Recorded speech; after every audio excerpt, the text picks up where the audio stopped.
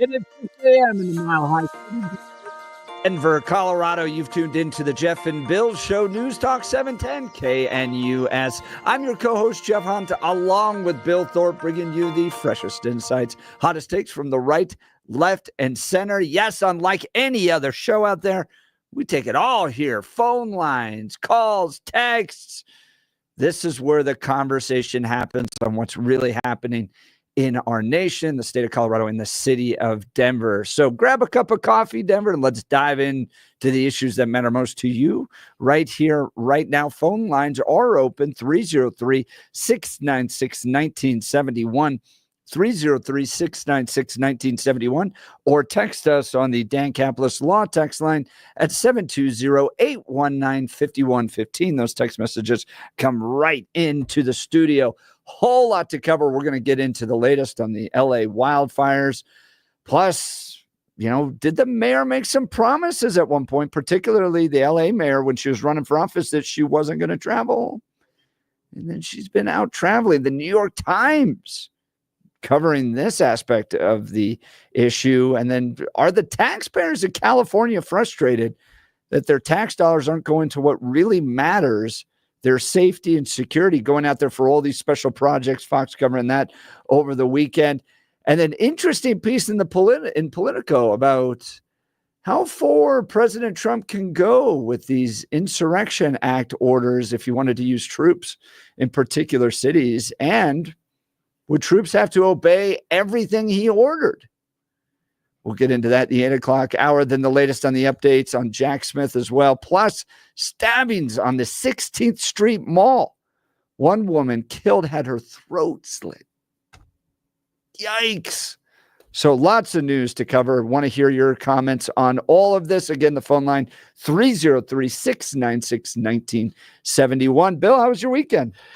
Busy weekend, but that's okay. It was good. Had to put together a bed. We were talking off air, put together a bed for my youngest that came from IKEA. So we did it with a weird shaped wrench and stuff that wasn't English. So it was fun, but it was interesting. My wife and I, as I was telling you, have done these IKEA things enough. So we're pretty good. We understand how the system works, what they try to tell you to do, and also to make sure you read all of the instructions before starting number one, just to make sure you know how things are supposed to totally fit together. So that was a lot of fun. I'm the key of jumping in without even looking at the instructions. See, my wife is too. She does that too.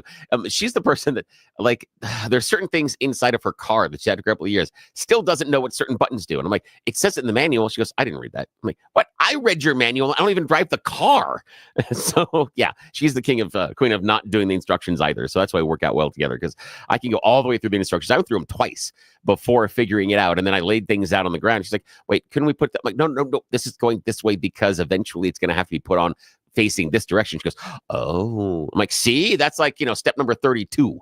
Yeah, that's the kind of stuff that I plan for. But it was nice. And daughter was very, very appreciative of the new one, and then got to hang out and watch some soccer and watch some really good football. Did a lot of radio over the weekend. The playoffs for the NFL were fantastic. I don't know. I know you went out and did Cowboy stuff. Yeah. What'd you do? Kick off the weekend of the National Western Stock Show. So yeah, you brought the kids out. There's a fantastic whole video. Family there. That looks really cool. And that was fun. All the kids got cowboy hats, and we went to the rodeo, walked around all the exhibit hall and the education areas, and when you go and get a cowboy hat, you have to go get it, and you get it custom. You go there and you make sure they fit it right, and they bend it for you. They make sure that it fits on you properly. Yep, exactly. That's the only way to go and get a cowboy hat. Plus, then it feels like they have customized it just for you. So in my mind, the cowboy hat means more because they have done that personalization to it. So that is really cool. So all your kids get new cowboy hats. First place that we went for the cowboy hats, they're like, these will run between $500 and $1,000. And I was like, all right. These are kids, right? Yeah. Right. See what kids do with them? Yeah. We're going to walk down to the cheaper area. But they have that entire spectrum. So you can get the $50 hat, which is what my boys get, all the way up to the $1,000, $1,400. which is beaver wonderful. pelt hat. I know, geez, that's fantastic. I saw some other friends out there, talking about their favorite vendors that they saw, and I got to see some of the mutton busting. You saw that as well. Yeah. And tell me about the rodeo. What was your favorite part about the rodeo that evening? Oh, it's always the bull riding. Yeah. Always. This was kind of funny. So there's a bull that went out, did one big buck, Yeah. turned, and just stopped. And the guy goes, I like that. He's got his hand up. He's just sitting there. Like, what is going on? Then we put the kids on the mechanical bulls, and they all got tossed off. That's fantastic. So, I saw the pictures of the kids on the mechanical bulls. That's fun. So if you don't understand rodeo, it all, and I did it because I grew up in Cherry Hills. So what do I know about rodeo? Yeah. But it's hard to learn. It all reflects things you actually do on the ranch. Yep, exactly. So things you have to do. Cattle roping because you got to give them shots or take care of them, their health or whatever it is. And then as you get towards the end of the rodeo, like you would late in the evening on a ranch, you get to the more, I've had some whiskey. Let me see if I can sit on this bowl longer than you can. Yeah. It's one of those things that, hey, Steve, bet you can't hold my beer. Right. Yeah. So bull riding, there's no actual benefit other than you're going to see how long you can actually ride that giant animal. That gives you bragging rights. So, of course, there's something very important there. Very important. I love seeing the videos that you had and some things that I had not, again, I don't pay attention to professional bull riding as much. I appreciate some of the outfits that the bull riders are wearing because they've really leaned into some personalization. There were color themes. There were some really fancy chaps. Like, the man with the yellow hat. Yes, I saw him. Yeah, he was all yellow. Shorts. Yes, it was fantastic. That was really cool. I love that because for me, that's that's an expression of their personality, and you can kind of see. And again, it's professional wrestling. It's their ring robes. It's their ring attire. It's how they present themselves. And I love the fact that professional bull riding is leading into that. I think that's fantastic. And it's getting a lot bigger, more professionalized. There's an article in the Wall Street Journal recently about how it's the sport where millionaires and billionaires are now starting to invest into teams and traveling teams and all that stuff. So, that's fantastic. I'm glad you had fun. That is wonderful. It was great. So it's the best 16 days in January. National Western Stock Show continues for, I think 14 more days. Yeah, 14 at this point. That's great. So great event, especially for the family and the kids. So go down and have a lot of fun there. Wonderful family event. Let's check in on news and comment with Blake Colson. Good morning, Blake. Hey, good morning, guys. Hope you had a great weekend. PBR is awesome. Love watching that stuff. Those guys are incredible. 15. Would you go sit on a bowl if you could go back to being 20 years old? Man, there's no way. I've watched those guys, and my dad had relatives in South Dakota that did that stuff, and oh my God, it's just frightening. No, I would never. I mean, it's just incredible what they do when you look at those things. I always thought, you can update me on this. I always thought now that they're wearing the helmets, is there a helmet with that has where it actually looks like a cowboy hat? Have you seen that at all? Maybe I've seen that in whitewater rafting. Actually, there's a whitewater rafting. Oh, is that right? That looks like a cowboy hat. Oh, really? Yeah. Okay. I think that'd be a good idea. That's the only thing I don't like about. I want to see them wear cowboy hats, but I want them to be safe as well because we have a death seems like every 5 or 10 years in PBR. But that is. I saw a video amazing. the other day of a guy. I think he was like 23, 24 years old, and his aorta ripped. So he gets thrown off the bull, stands up, and then collapses and dies. Oh my God. No, that does not. It's a dangerous sport. Shock me. It is. I mean, you just look at the size and the strength of those bulls. It's amazing. All right. Happy Monday. Boy, some tough news to start the week. 15 and clear in Denver, expecting a high of 36 today. Our top story: an American Airlines flight attendant has been identified as the victim of a deadly weekend stabbing in Denver. The airline announced Sunday that Phoenix-based flight attendant Celinda Levno was the victim of a senseless crime in downtown Denver on Saturday night. The airline did not say what happened, but decided to move its flight crews to a hotel closer to DIA following Levno's death. A friend of the flight attendant would later tell Denver 7 that she was stabbed to death while walking along the downtown mall, as we all know, on Saturday evening. Police arrested a suspect last night and say the man is connected to weekend stabbings that left 2 dead and 2 injured. His identity will be released hopefully today. A 15-year-old boy has been arrested for a deadly shooting that happened in Aurora last week. A man was shot outside his home on East 62nd Drive on Thursday night. Investigators say the man saw a suspicious car near his home just before the shooting. Police identified the car and conducted a traffic stop on Friday, arresting the teen suspect on an outstanding warrant.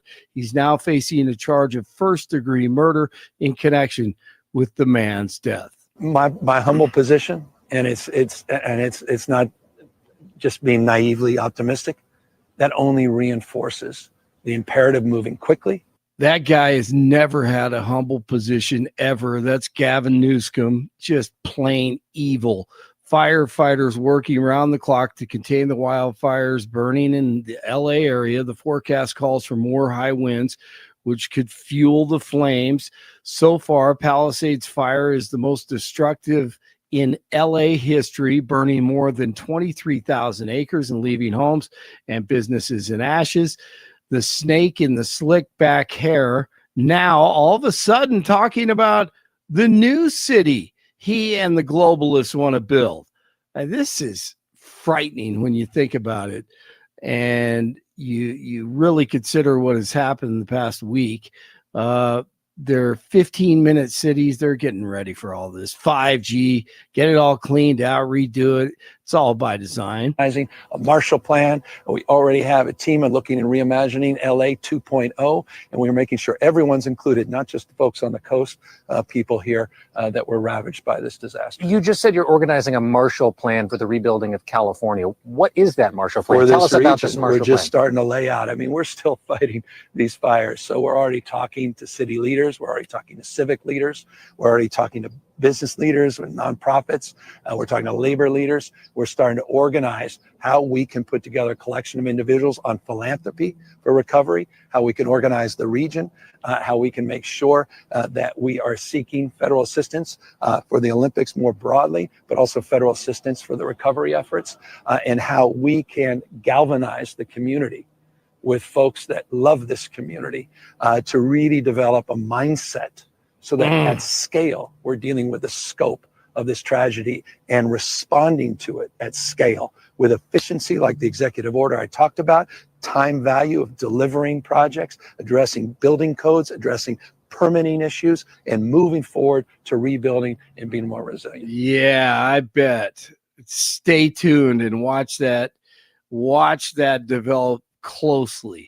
Ukrainian President Zelensky is offering to send firefighting help to LA in a statement posted to X on Sunday. Zelensky, can you believe that? Hey, can you send back the hoses? Right. I was going to say all the money and resources we sent. Sure glad they're coming back to us. Yeah, isn't that great?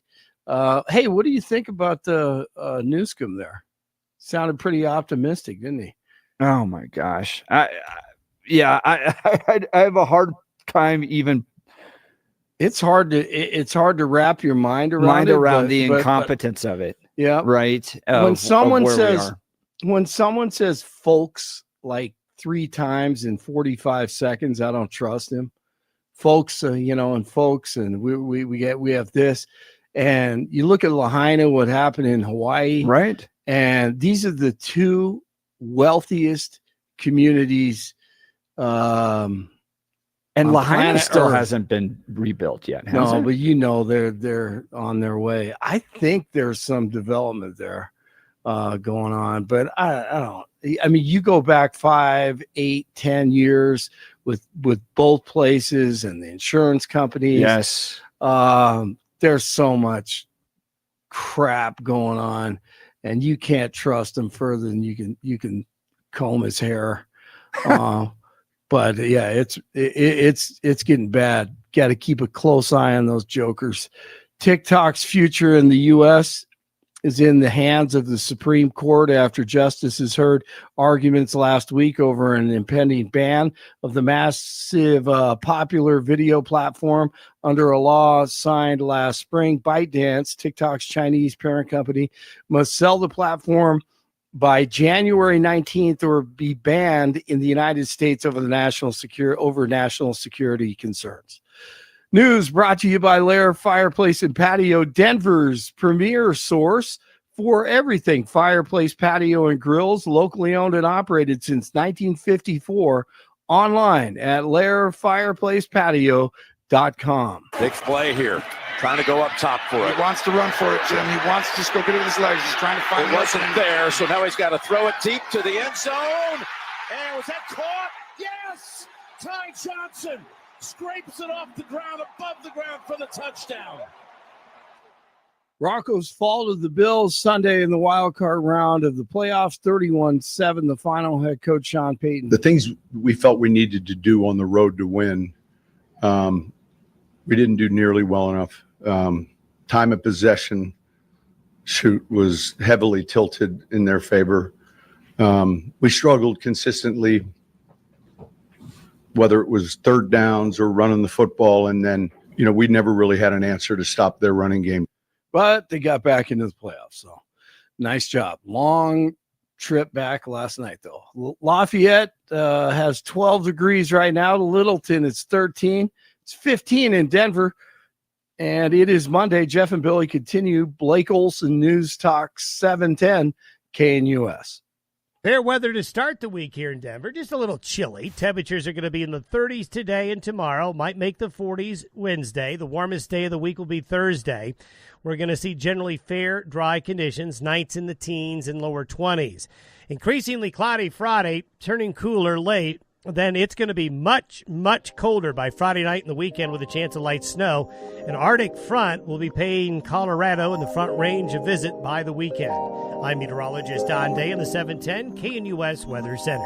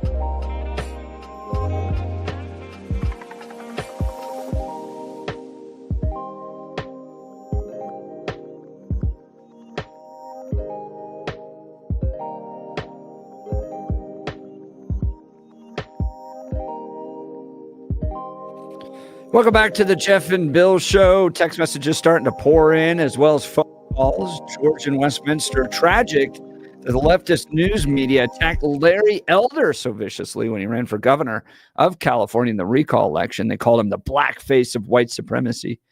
They must spend all their spare time thinking up just the right words for their never-ending attack on conservatives. Bless KNUS, KRKS, Jeff, Bill, Blake. Have a great week. Thanks, George. Yeah. I think it was. I would have much rather have had Larry Elder as governor of California than Gavin Newsom right now. Let's go to Robert, Denver. Good morning, Robert. You're on the Jeff and Bill Show. Morning. Hey, good morning, guys. I'm just beside myself listening to this governor of California. I mean, he talks about rebuilding and the Marshall Plan for California and so forth. And these people won't rebuild these homes for 3 or 4 years. Easily. The permitting issue has been a disaster for 25 years in that state. And I don't know what this guy is talking about. Like, this has not been a priority for anybody, especially Denver. I mean, it's just ridiculous what we've been enduring over the last 15 years in Denver and probably 25 years in California. And it affects housing so much that these politicians, they just don't get it, you know? Yeah, and you look that happened in the Marshall Fire rebuilds as well, where these kind of new green requirements on building permits made it a lot harder for folks to get their homes rebuilt quickly and respond to the tragedy that they had. I think I'll go look this up, but that Colorado rolled back some of those to help folks because it became such a problem. Oh, I don't know about up there in Superior, but I'm a 28-year builder in Denver, Jeff.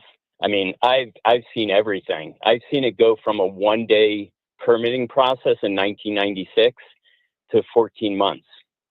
Really? I mean, calculate for that what percentage reason? of increase. What was the reason it's changed so much? I could go on and on and on. The cost of housing is getting, just the opportunity costs that are missed. But I'm a spec home developer in Denver, infill developer, basically. And for me to hold a piece of land for 12 to 14 months while I wait for permitting costs me so much money. I have to mark it up in the price of the house when I go to sell it. This has been going on gradually for 15 years in Denver. And is it the county? This is a major problem. Is it the county? Because I live out in Elbert County, and I feel like I can watch homes pop up every other day. Yeah. But is it? Jeff, no, it's the county. I just finished building a duplex out in Lyman, Colorado. So that's Lincoln County. I got that building permit in 1 day. 1 day. And help me understand the specifics of what Denver does that holds it up. Is it the environmentalists? Is it the no growth people? Help me understand specifically what Denver does. It is just that the system is completely broken. It is just utterly broken. I don't even know what they do in the reports that they need us to file. I'm also an HVAC contractor. It's just insanity, the stuff that they pile onto us. And I don't know what they do. It takes them about 20 minutes to review, like, say, a single family home, for instance. But you get in queue for over a year. And I'm not even exaggerating. That this has been and they wonder where their affordable housing is. It's just I'm trying to understand what is going to prevent them from wanting to give it to you. I mean, it's Denver. It's not like we're trying to protect, wild spaces. It is the county of Denver. It's already been thoroughly built through. So now you're just trying to improve either a vacant lot or old housing. So why wouldn't they want to approve that quickly so that, builders can get it done and people can be moved in? It doesn't make any sense to me why they would want to delay it so much. You would wonder why.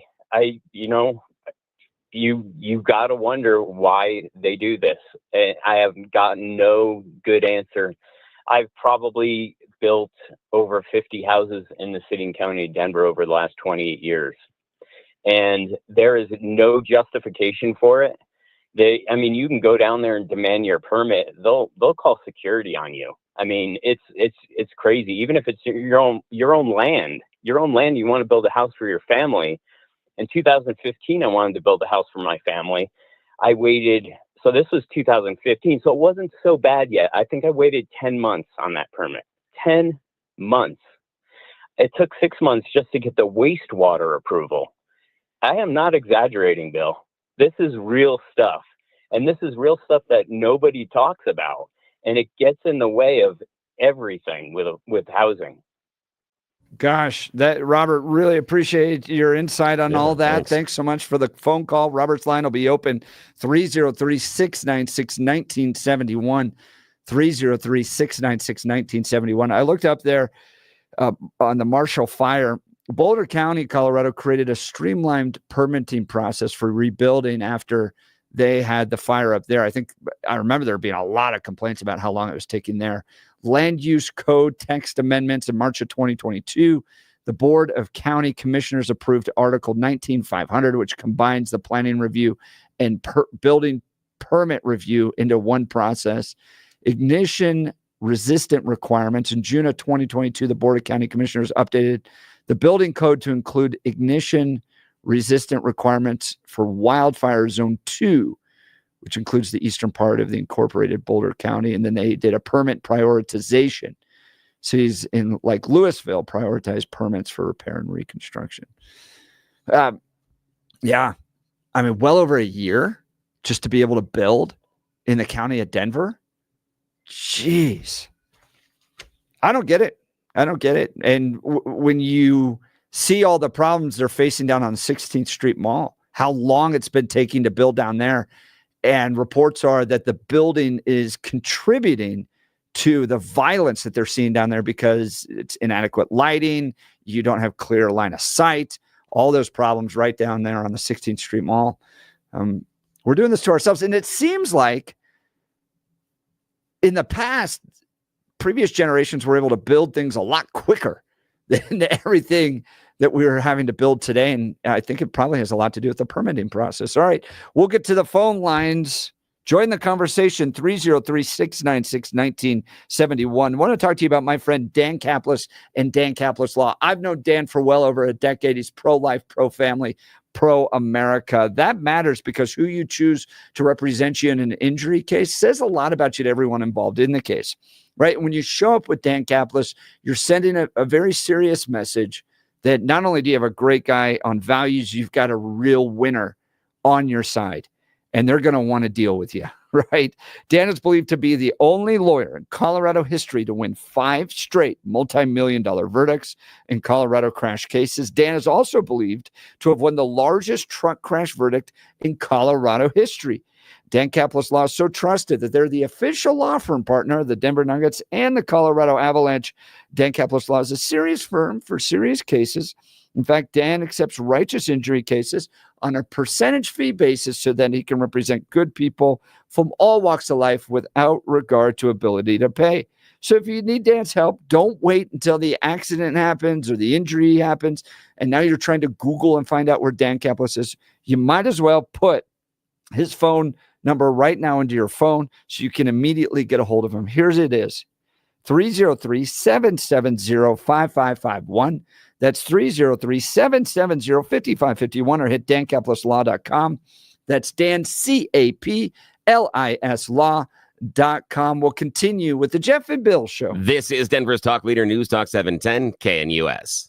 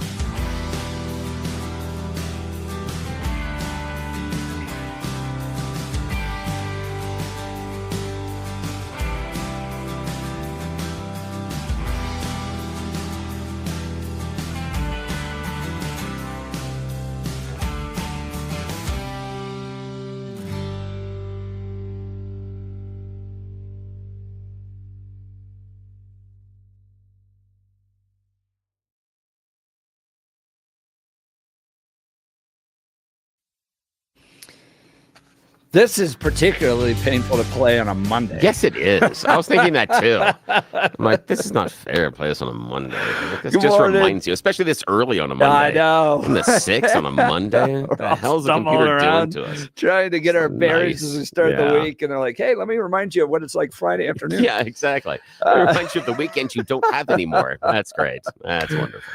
Good morning. Welcome to the Jeff and Bill Show. We're talking permitting, particularly after the LA wildfires. The governor saying we're going to usher in a Marshall Plan to help all these get rebuilt. But are they? How quickly are things rebuilding? Good question here from the bread man. Are they just trying to reimagine these cities? I give a little bit of credence to that because you hear Democrats all the time trying to rebuild the cities to essentially reflect European cities where we ride our bikes everywhere. Yeah. But he asked how many of the homes in the Marshall Fire have rebuilt. Look this up. As of December 2024, that's last month, 2/3 of the homes destroyed in the Marshall Fire have been rebuilt. This is a significant improvement over the previous year when only 25% of the homeowners had returned. So I don't think they're maybe, but up in Marshall, they've just rebuilt the homes. Yeah. So, and I'm not sure they all have bike lanes up there. But let's go to the phone line. Spencer, Denver. Good morning, Spencer. You're on the Jeff and Bill Show. Morning. Good morning, guys. How are you?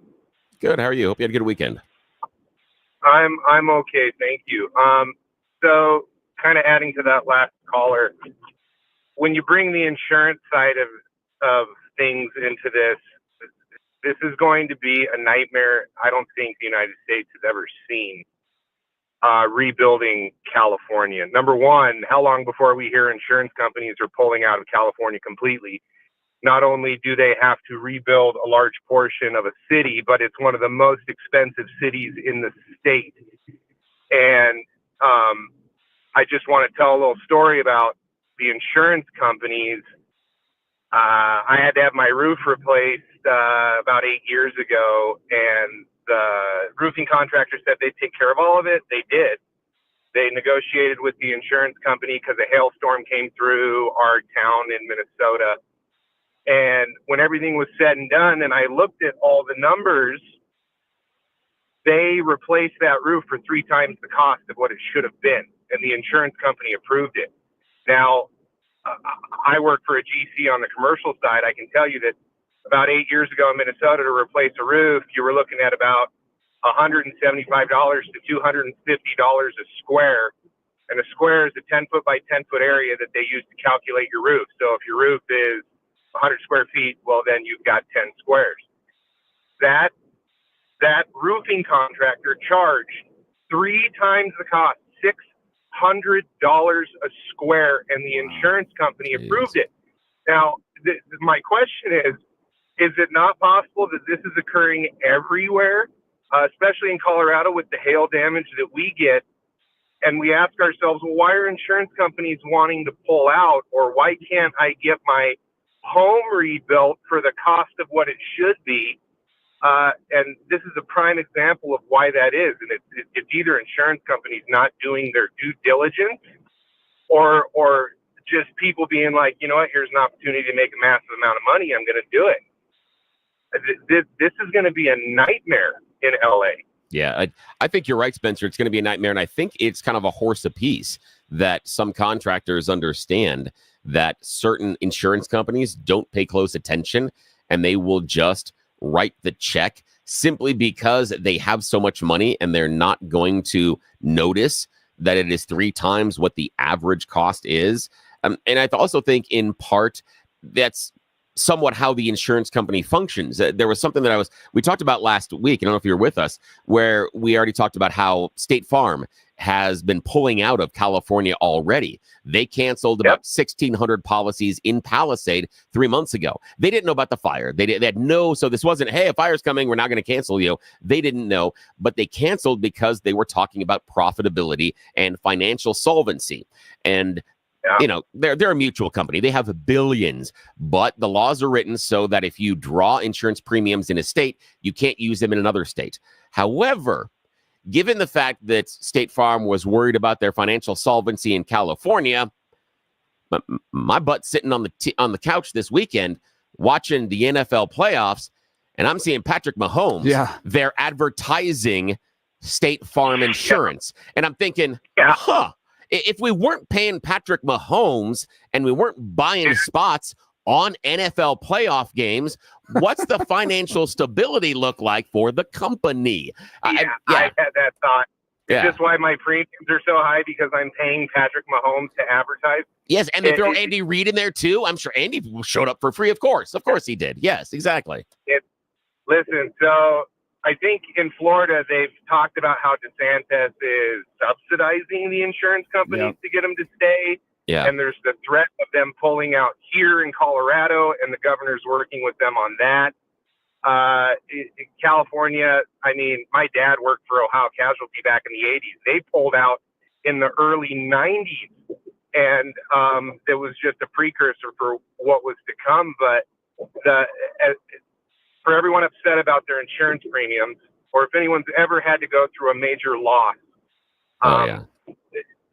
this, you know all too well, the writing on the wall and what's about to come. And this kind of bleeds into the caller from last week who smugly stated that the $230 billion that federal tax money that comes from California versus the $15 billion they got back and making it, that's not socialism.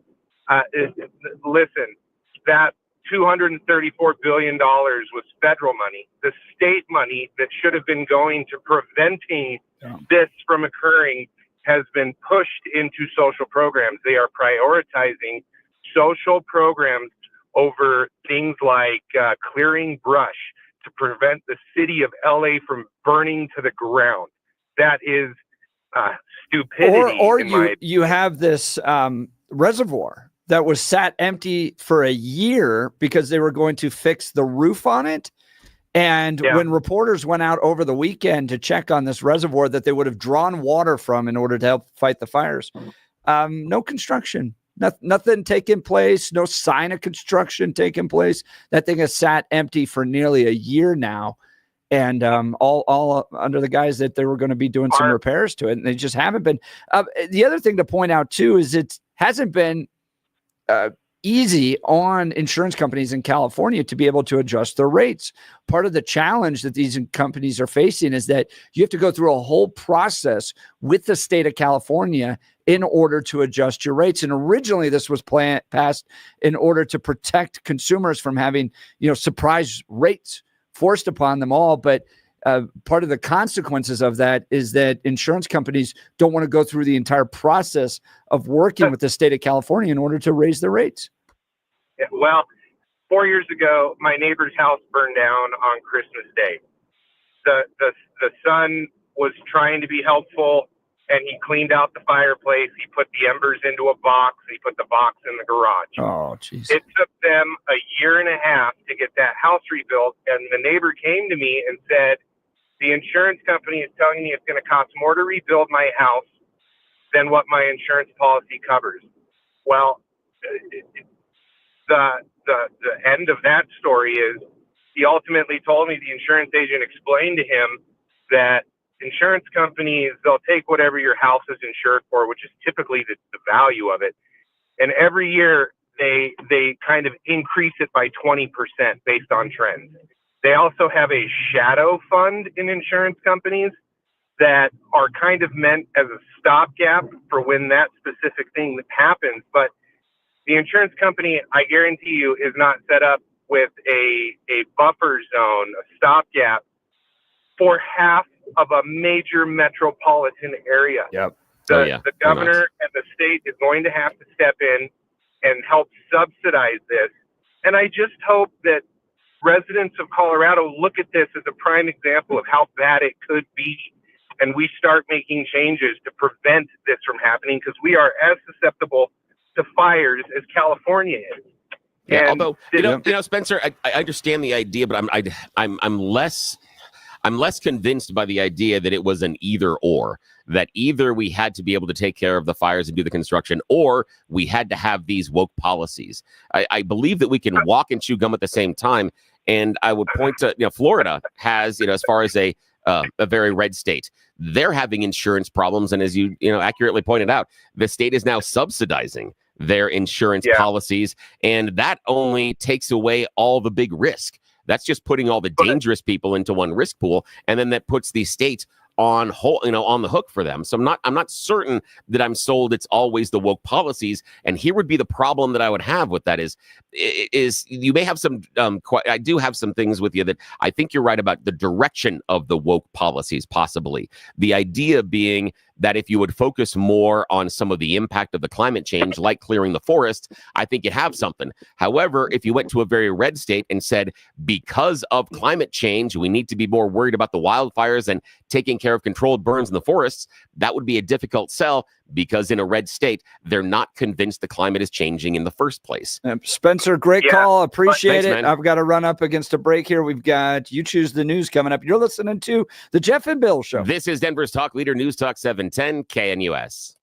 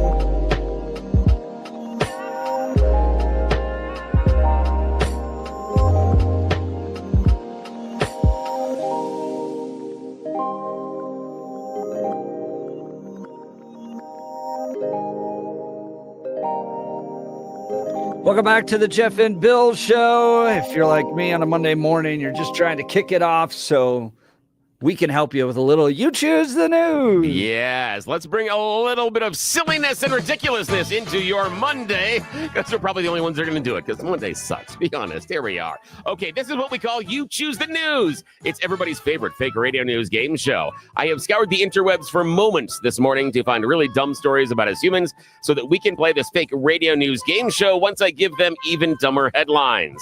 And remember, nobody in charge is up this hour. We've got about 10 minutes until they wake up, so shh, this is our little secret. Do not tell them, or I'm going to have to talk to HR again. They already have a big, long file on me, so they don't like, I'm on speed dial. Okay, here we go. Blake Olson is joining us from the newsroom. Jeff Hunt is in the studio. Gentlemen, here are your headlines today. Headline number 1, if you like this, I can get you the really good stuff. Headline number 2, using ill-gotten gains to join the club. Headline number 3, toxic males to the rescue. And headline number 4, dangerous recycling. Mr. Hunt, your choice, sir. Toxic males to the rescue. Yes, toxic males to the rescue. Scientists are trying to find maybe the toxic males are the key to eliminating diseases spread by mosquitoes. No, they're not getting the chads to run around and smack all the mosquitoes and kill them. They're actually trying to make the male mosquitoes toxic. The science hippies are experimenting with inserting poisonous proteins into the male mosquito sperm.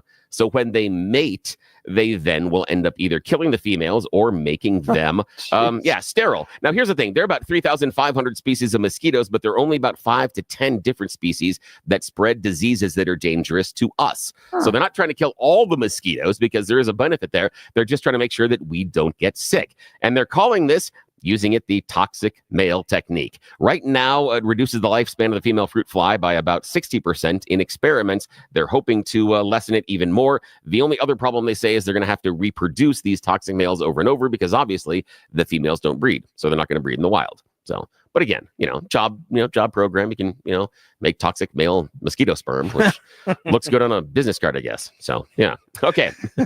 Blake Olson in the news department. Here are your headlines, sirs. If you like this, I can get you the really good stuff. Headline number 2, using ill-gotten gains to join the club. Or headline number 3, dangerous recycling. Oh, I hate recycling. Let's go with dangerous recycling. Dangerous recycling. The government of Belgium is telling residents there, hey, it's a good idea to recycle your Christmas tree. Just don't eat your Christmas tree.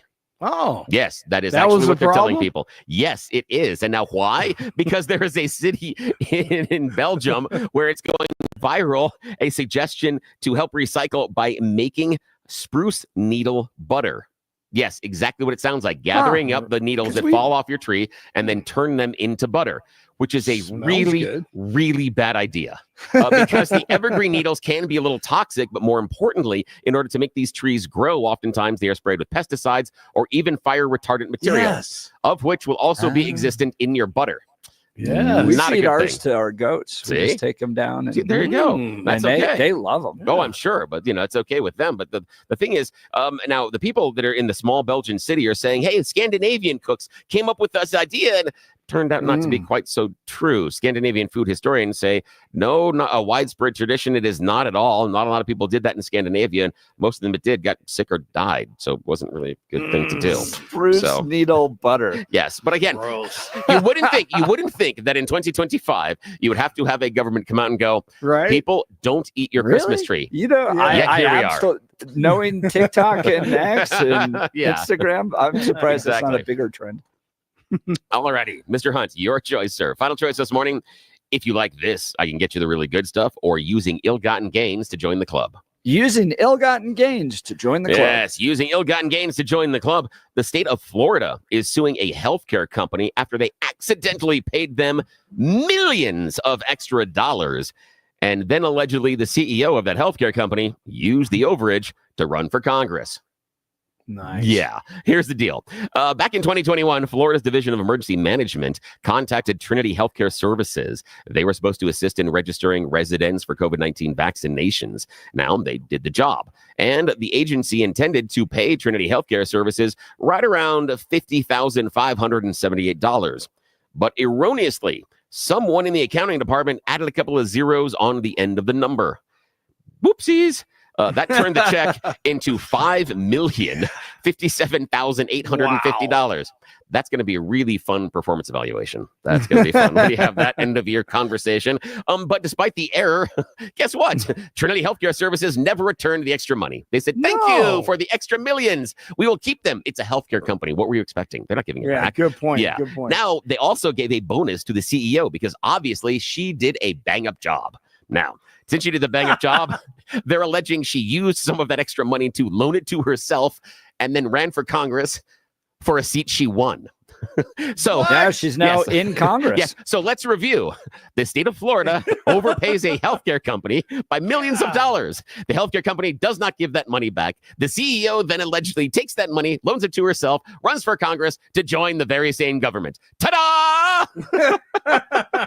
Sheila just not perfect or what? Phyllis McCormick. Yes, that is who she is. I'm not about to say that name on the air because I know, but still, she the whole company. No, we're not giving the money back, and then she gave it to herself so she could run to Congress, and now she's running the government that overpaid her in the first place. Yeah, and you wonder why we can't have nice things. That's it. That's the end of You Choose the News. Really? Yeah, I know. A lot of depression, silliness, and frivolity here in the morning. Yeah, back to you, sir. Everyone's just crawling back into bed this Yes, morning. just go back to bed. Can't deal with No, it. not this is reality. All the corruption. Yep. All right, we'll continue. You're listening to the Jeff and Bill Show. This is Denver's Talk Leader, News Talk 710, KNUS.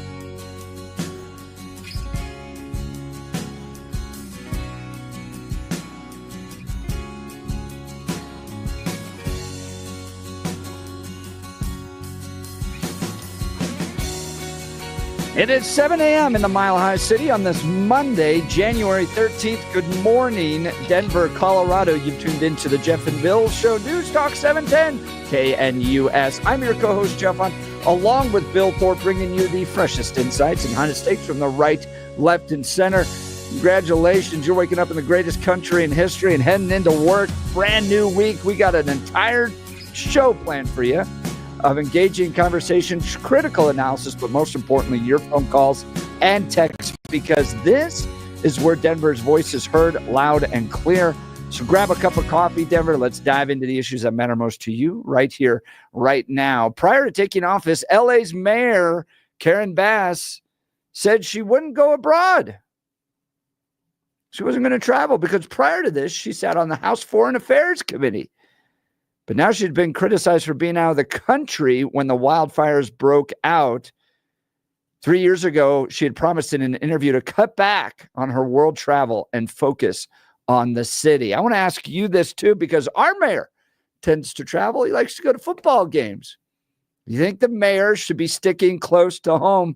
Because you never know when an emergency could break out and they need to be there to coordinate response. Want to get answers and thoughts from you. Phone lines are open 303-696-1971 or text us on the Dan Capitalist Law text line at 720-819-5115. And are we choosing people? Are we choosing mayors based upon their actual leadership capabilities or because of their kind of political persuasions? They're pro-choice. Therefore, I'm going to choose them.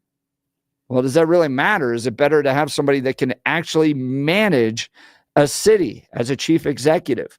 We'd love to hear from you, but first, let's check in on news and comment with Blake Olson. Good morning, Blake. Hey, good morning, Jeff and Billy. 14 and clear in Denver, expecting a high of 36 today. Our top story, police arrested a suspect last night and say he's connected to the weekend stabbings that left 2 dead and 2 injured in downtown Denver Saturday night. His identity will be released today. An American Airlines flight attendant has been identified as one of the victims of the deadly weekend stabbings in Denver. The Phoenix-based flight attendant, Celinda Levno, was a victim of senseless crime, says her employer. A friend of the flight attendant told Denver 7 that she was stabbed to death while walking along the 16th Street Mall on Saturday night. A 15-year-old boy has been arrested for a deadly shooting that happened in Aurora last week. A man was shot outside his home on East 62nd Drive on Thursday night. Investigators say the man saw a suspicious car near his home just before the shooting. Police identified the car and conducted a traffic stop on Friday, arresting the teen suspect on an outstanding warrant. He's now facing a charge of first-degree murder in connection with the man's death. My humble position, and it's not just being naively optimistic, that only reinforces the imperative moving quickly.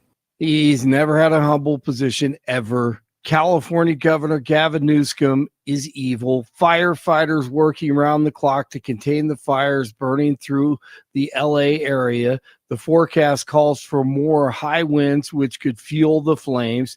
Fueling the flames are probably also arsonists. I've seen over 15 videos already of guys lighting fires.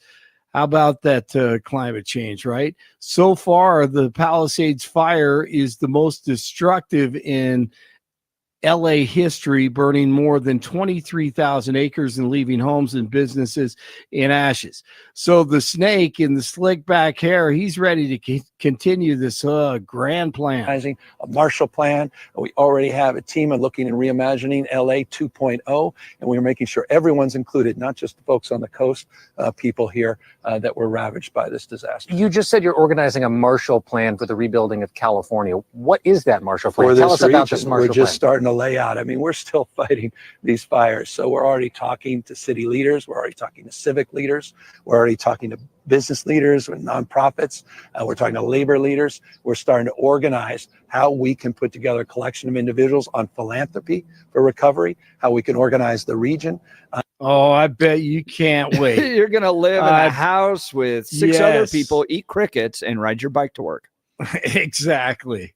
Absolutely. Those 15-minute cities, your refrigerators and ovens and your microwaves and everywhere in your house, it'll be so convenient and easy to live, and they will videotape you everywhere you go. I mean, I'm looking microphones at this, all over the place. I'm looking at this video of Lahaina. This guy drove through in October and did a drone tour of Lahaina. Yes. That they haven't rebuilt much at all. Oh, they haven't? No. Okay. It- Well, they're it's just sat they're there. getting ready for people to forget, so they can build that thing up the way they want it. I mean, this is when did the Lahaina fire take place? I think it's 3 years ago, wasn't it? Was it 3? Lahaina fire. May But have anyways, I mean, it been- looks yeah. as bad in Does it? October as it did. Yeah, it was 2023, so 2 years ago. Oh wow! But it looks as bad in October as it did Does it? as Palisades looks right now. Well, but Jeff, they got to wait for the trees to grow back so they can get all the get the sidewalks going and the plumbing and electrical and get all nice. I cannot believe any of these people. And it just, yes, it's incompetence, but at the same time, you could just see the evil work in here. And who knows what's going on from North Carolina to California. And they allow all this crap to happen. And what you said with the reservoir right above Palisades, the Palisades emptied. Come on. It's all by design. 5, in my opinion. Yes, I said that it's by design. 5 people have been indicted in a Denver Metro home remodeling scheme, according to the Colorado Attorney General's office. Schwalb Builders and Avi's Remodeling and Contracting owners, Sean Schwalb and Alvi Schwalb, along with 3 employees, are accused of carrying out the widespread scheme from July 2021 through December of 2024 in the Denver area. The group allegedly solicited home remodeling contracts, collected customer deposits, and then failed to complete any of the work. According to investigators, they received over $1 million in customer funds that they never used on projects or returned to customers who asked for a refund. The Senate opens confirmation hearings this week for some of President-elect Trump's cabinet picks. They will look at controversial pick, former Fox News host and veteran Pete Hegseth for Defense Secretary, John Barrasso from WIO. Well, he certainly has the qualities that we need to lead the Pentagon. He knows about a fit fighting force.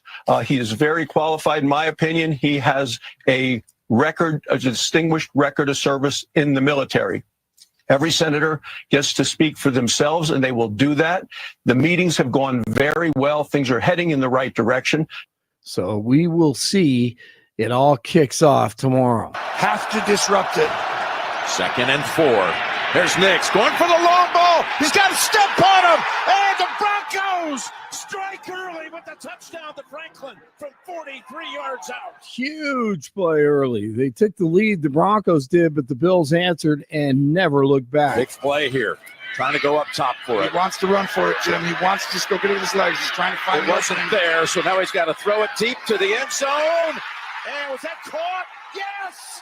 Ty Johnson scrapes it off the ground, above the ground for the touchdown.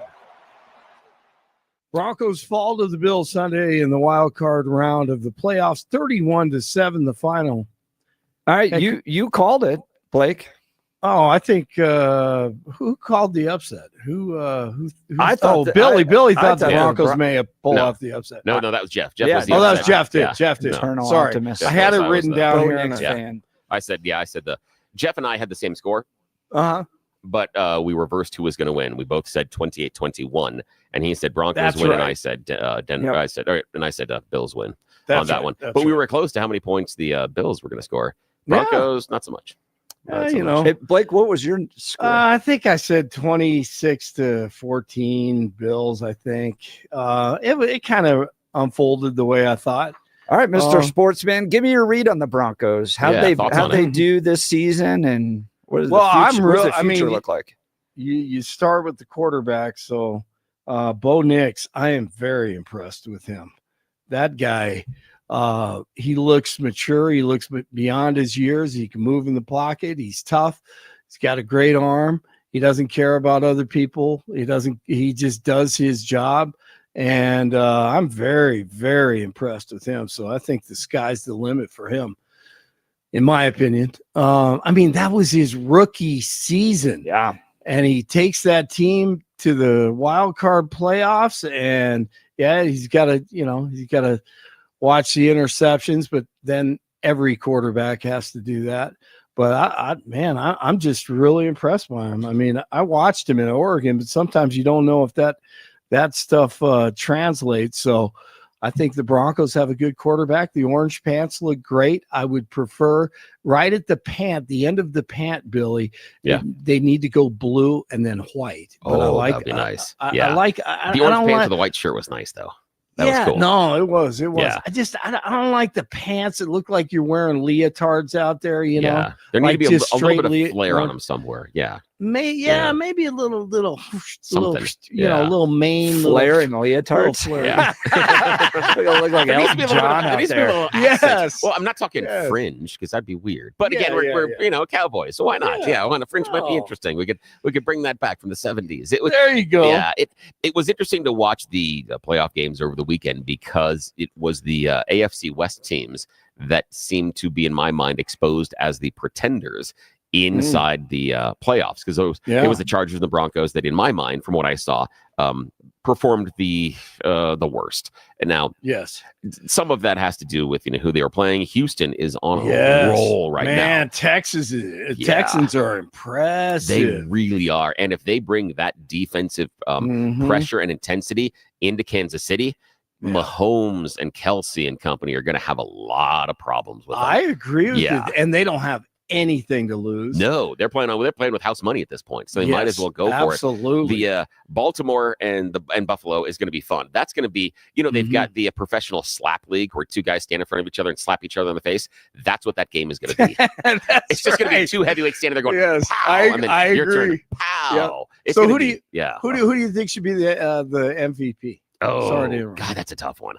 Right now, I'm really leaning towards, depending on how it turns out, I'm really leaning towards Lamar Jackson. Same here. I really am. Yeah, I think he deserves it. I do too. I mean, there's no doubt. Yeah. I mean, after watching you yesterday, I mean, Josh Allen is impressive, incredible, but man, Lamar Jackson, I believe he does deserve it this season. And I mean, they're going to be tough to stop. For me, it's everything that Lamar Jackson is like leveling up your character, in which you start out with like a Doug Flutie, and then you kind of get to a Michael Vick, and then you kind of get to a Tim Tebow, and then you finally get to the Lamar Jackson. That's kind of like the final one, because each one of them have different aspects of it. Yeah, that's but true. everything comes together in that. Or it's almost like playing, I don't know, old school video games, Mega Man, where you're picking off different powers from different bosses. And it's almost like Lamar Jackson has, beaten enough bosses where he has amassed, a larger group of powers.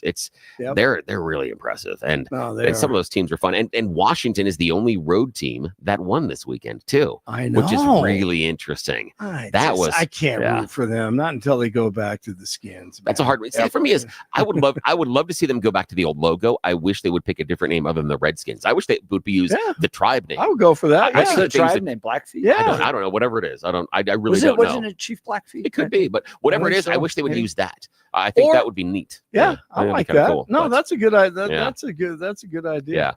But the logo is classic. And, Yeah. And the commanders, the generals. Oh, the commanders is Who? stupid, and the logo is dumb. Right. Who cares? What the heck is a commander? Yeah, it's Stupid. it's really stupid. But I it was so much agree. fun, and Bo Nix looks really good. He Again, does, we have man. hope. We have hope, and it was a nice temperature check. Anybody that's played organized team sports knows that occasionally you step onto the field with a team that you're not on their level.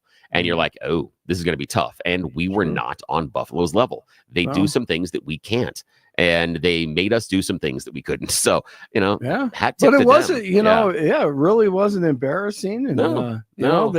they there's a future for Yeah, there is. Knicks and the Broncos. And So I think it's a bright future. You bring in a couple of, maybe one lineman and a couple of people on defense. You get another interior lineman, you get another outside rusher, and maybe another middle linebacker, and you've got a really good team.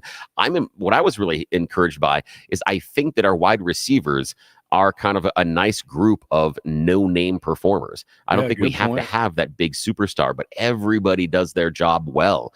And I like that. I like that group that we have because each one of them can create problems for the other team as long as we're using them properly. I'm really happy with where we are in certain places. So it's kind of cool. I agree. Yeah. No, it was encouraging if you're a Bronco fan. All right, 10 degrees in Boulder, 12 in Englewood, 14 in Denver. It is Monday. Jeff and Billy continue. Blake Olson, News Talk 710 KNUS. Fair weather to start the week here in Denver. Just a little chilly. Temperatures are going to be in the 30s today and tomorrow. Might make the 40s Wednesday. The warmest day of the week will be Thursday. We're going to see generally fair, dry conditions. Nights in the teens and lower 20s. Increasingly cloudy Friday, turning cooler late. Then it's going to be much, much colder by Friday night and the weekend with a chance of light snow. An Arctic front will be paying Colorado and the Front Range a visit by the weekend.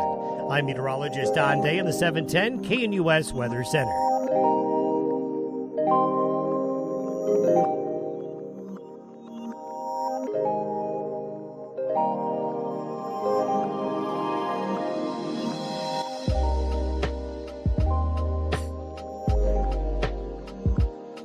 Welcome back to the Jeff and Bill Show. Do you blame Mayor Karen Bass for being out of the country when the fires kicked off?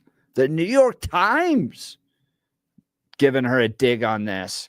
At the first rally in her campaign for mayor of Los Angeles in 2021, Karen Bass spoke candidly about what she saw as a potential drawback to the job, a lack of world travel and involvement in global affairs. Ms. Bass was accustomed to circulating the globe as a Democratic member of Congress and of the House Foreign Affairs Committee, and had spent decades working on U.S.-Africa relations.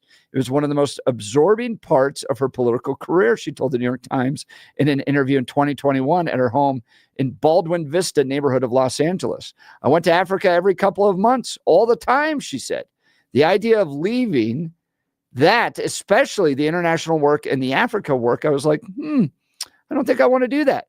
She ultimately decided that she did, telling the Times that if she was elected mayor, not only would I, of course, live here, but I would also not travel internationally.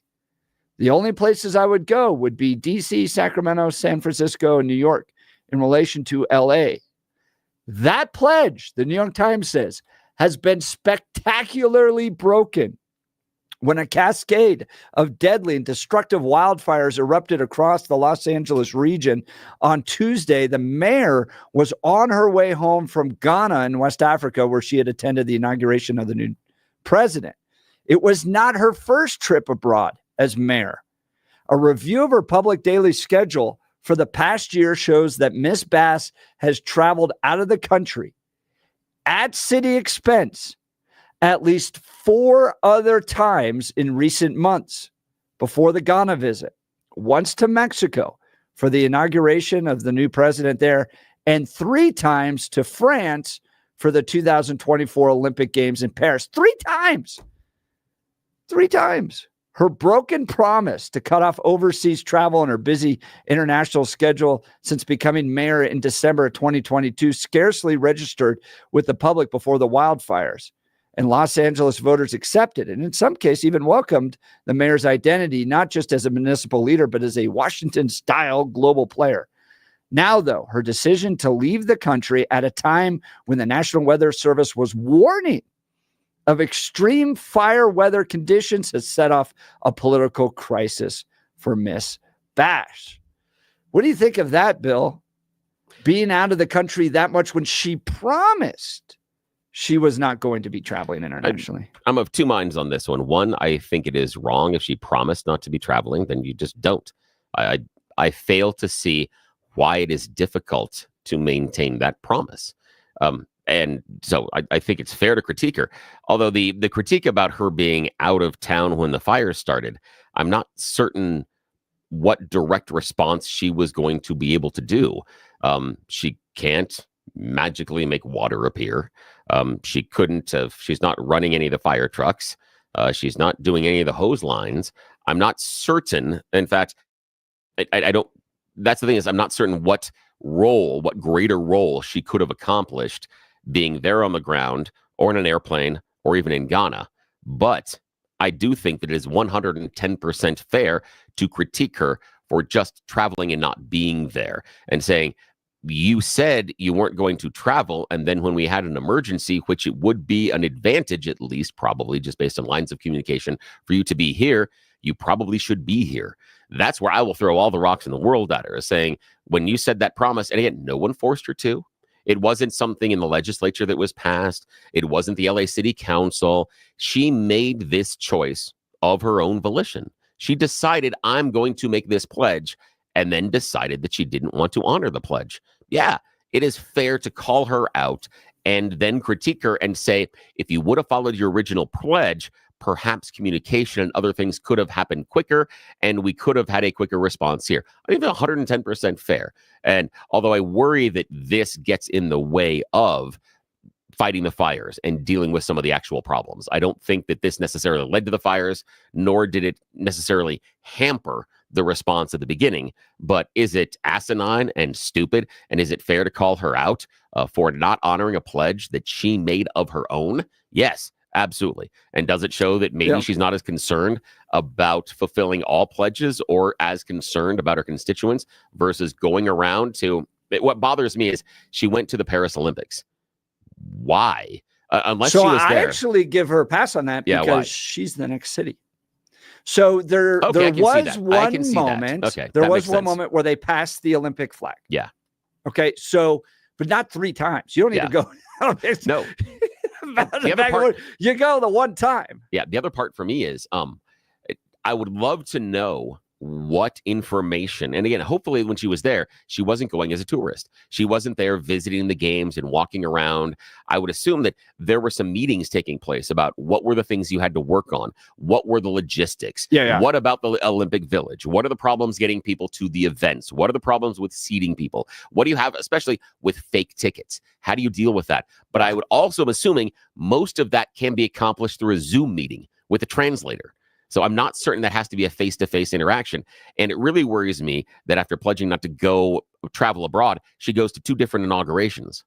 That I don't see any reason to. Yeah, the Mexican president. Either one of them, I don't care. The other for me is it's just the idea of you can easily demur and say, I would love to be there. It's wonderful. Send a fantastic fruit basket. One of those baskets of mini muffins. I don't know. Something like that. And just send it over there. But they're cookies. They put them on sticks like they're lollipops. Do the cookie stick things. Send that there and say, I promised my constituents and I need to be here because I have the work to do. But I wish you all the best and blah, blah, blah, blah, blah. That's fine. That's easy to do. So I do disagree with you in the sense of the needing to be there to coordinate a response. Yeah. So you're the chief executive of the city. You're the one that has to make key decisions, and she's doing it all via Wi-Fi as she's flying back from Ghana to the United States. And I think she had to do a layover. That's where one of the reporters jumped on her while she was waiting a layover. I think you need to be there. And I hold Ted Cruz to the same standard when he went to Mexico during the ice storm. Yeah. Like when you're the elected official, like you're the last stop in all decision making on the ground. So, where am I willing to draw the line? Should Mayor Mike Johnston get on a plane to Dublin to honor the very first trip to Dublin? I'm not so sure. No. I almost think you kind of just need to plant yourself in the community you're serving and hang out there. Now, I do give her a little bit of, I say you should go to Paris for the passing of the flag and to represent Los Angeles. And now Los Angeles is going to become the focus of the 2028 Olympics. By the way, Charlie Kirk calling for the Olympics to change. He doesn't think that LA can handle it, which is another question. I'm happy to get responses on that. But should the mayor stay close to home? Because you never know when these are going to break out. And the New York Times even pointing out she had received warnings that these fires could happen. And she still took off for Ghana. So do you hold her accountable for taking off? Give me a call. Do you think our governors, our mayors, our chief executive leaders should stay close to home as it relates to these crises? Because you never know when they're going to pop up. And it's your duty. It's your responsibility to be there to provide leadership, to care for the people that elected you. And you're attending an inauguration in Ghana? Seems like you want to be more allotted by people outside of your community than actually doing the work. You just want to the serve perks. them. You want the free perks. That's all it is. It's perks. That's what the reason you're going to Ghana for that is just to say that, hey, I traveled to Ghana and the inauguration is fairly irrelevant. Yeah, that's just a perk type of a thing. And I understand and I believe you do have a fair point that communication is going to be quicker. Things are going to be more decisive if she's there. However, I do kind of think that if she's in the air, etc., you kind of just tell the fire chief, you make the decisions to the best of your ability. Oh, no, just you make the decisions to the best of your ability. I'm empowering you to make these decisions in order to decide where these resources go and how this goes. And if you need me, get back in touch with me, kind of a thing, and say, I'm not going to have Wi-Fi for the next hour or so.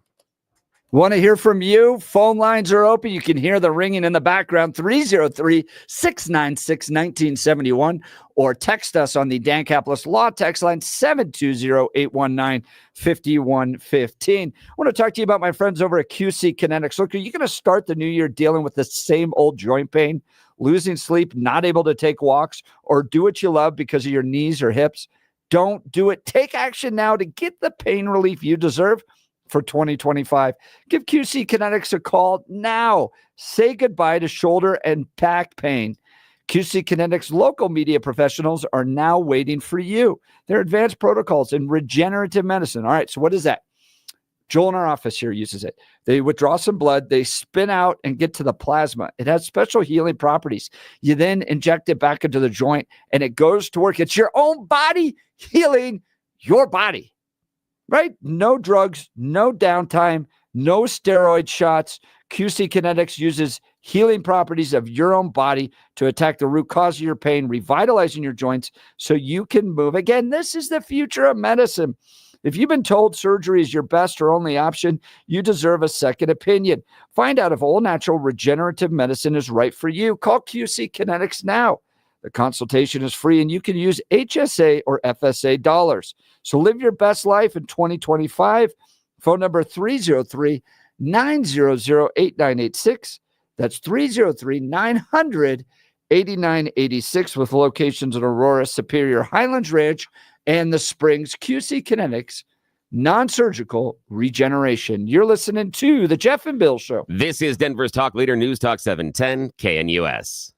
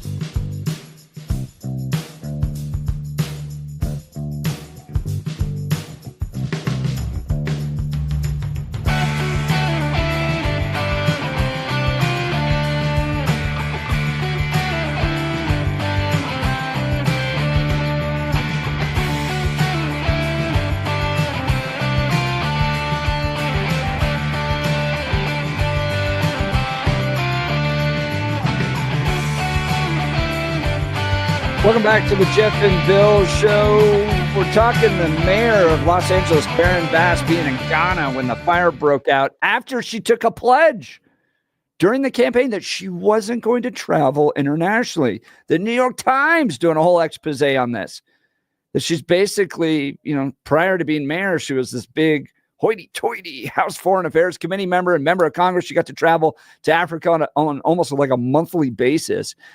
And then pledged to her people that she wasn't going to, yet has broken that pledge a number of times, traveling to Mexico, traveling to Paris 3 times during the Olympics, and then heading to Ghana for the inauguration of the new president.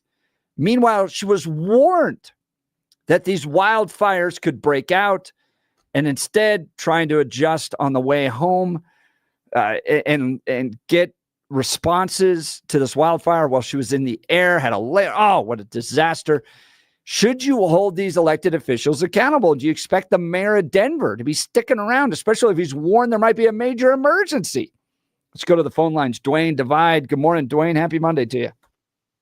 Thank you very much, gentlemen. It's just a day that ends in Y. We're always on a hustle. That's right. What we need to look at with Miss Bass, and besides the fact she should be mounted on the wall singing, take me to the river, why Ghana? Yeah, I know. I was kind of curious about that one as well. She was asked to go by the president. Well, that's nice. I'd like to be asked by the president, go down to Pueblo and just do something. Point is that, she's not mayor of the world. She's mayor of LA. You couldn't pay me enough money to be mayor of LA. And with all that's going on now, all those houses that are burned, how much asbestos, how much old product, how much lead paint is there out there that's going to be, totally toxic for people? And she's standing around with her thumb in her nose going, send out to, go to URL.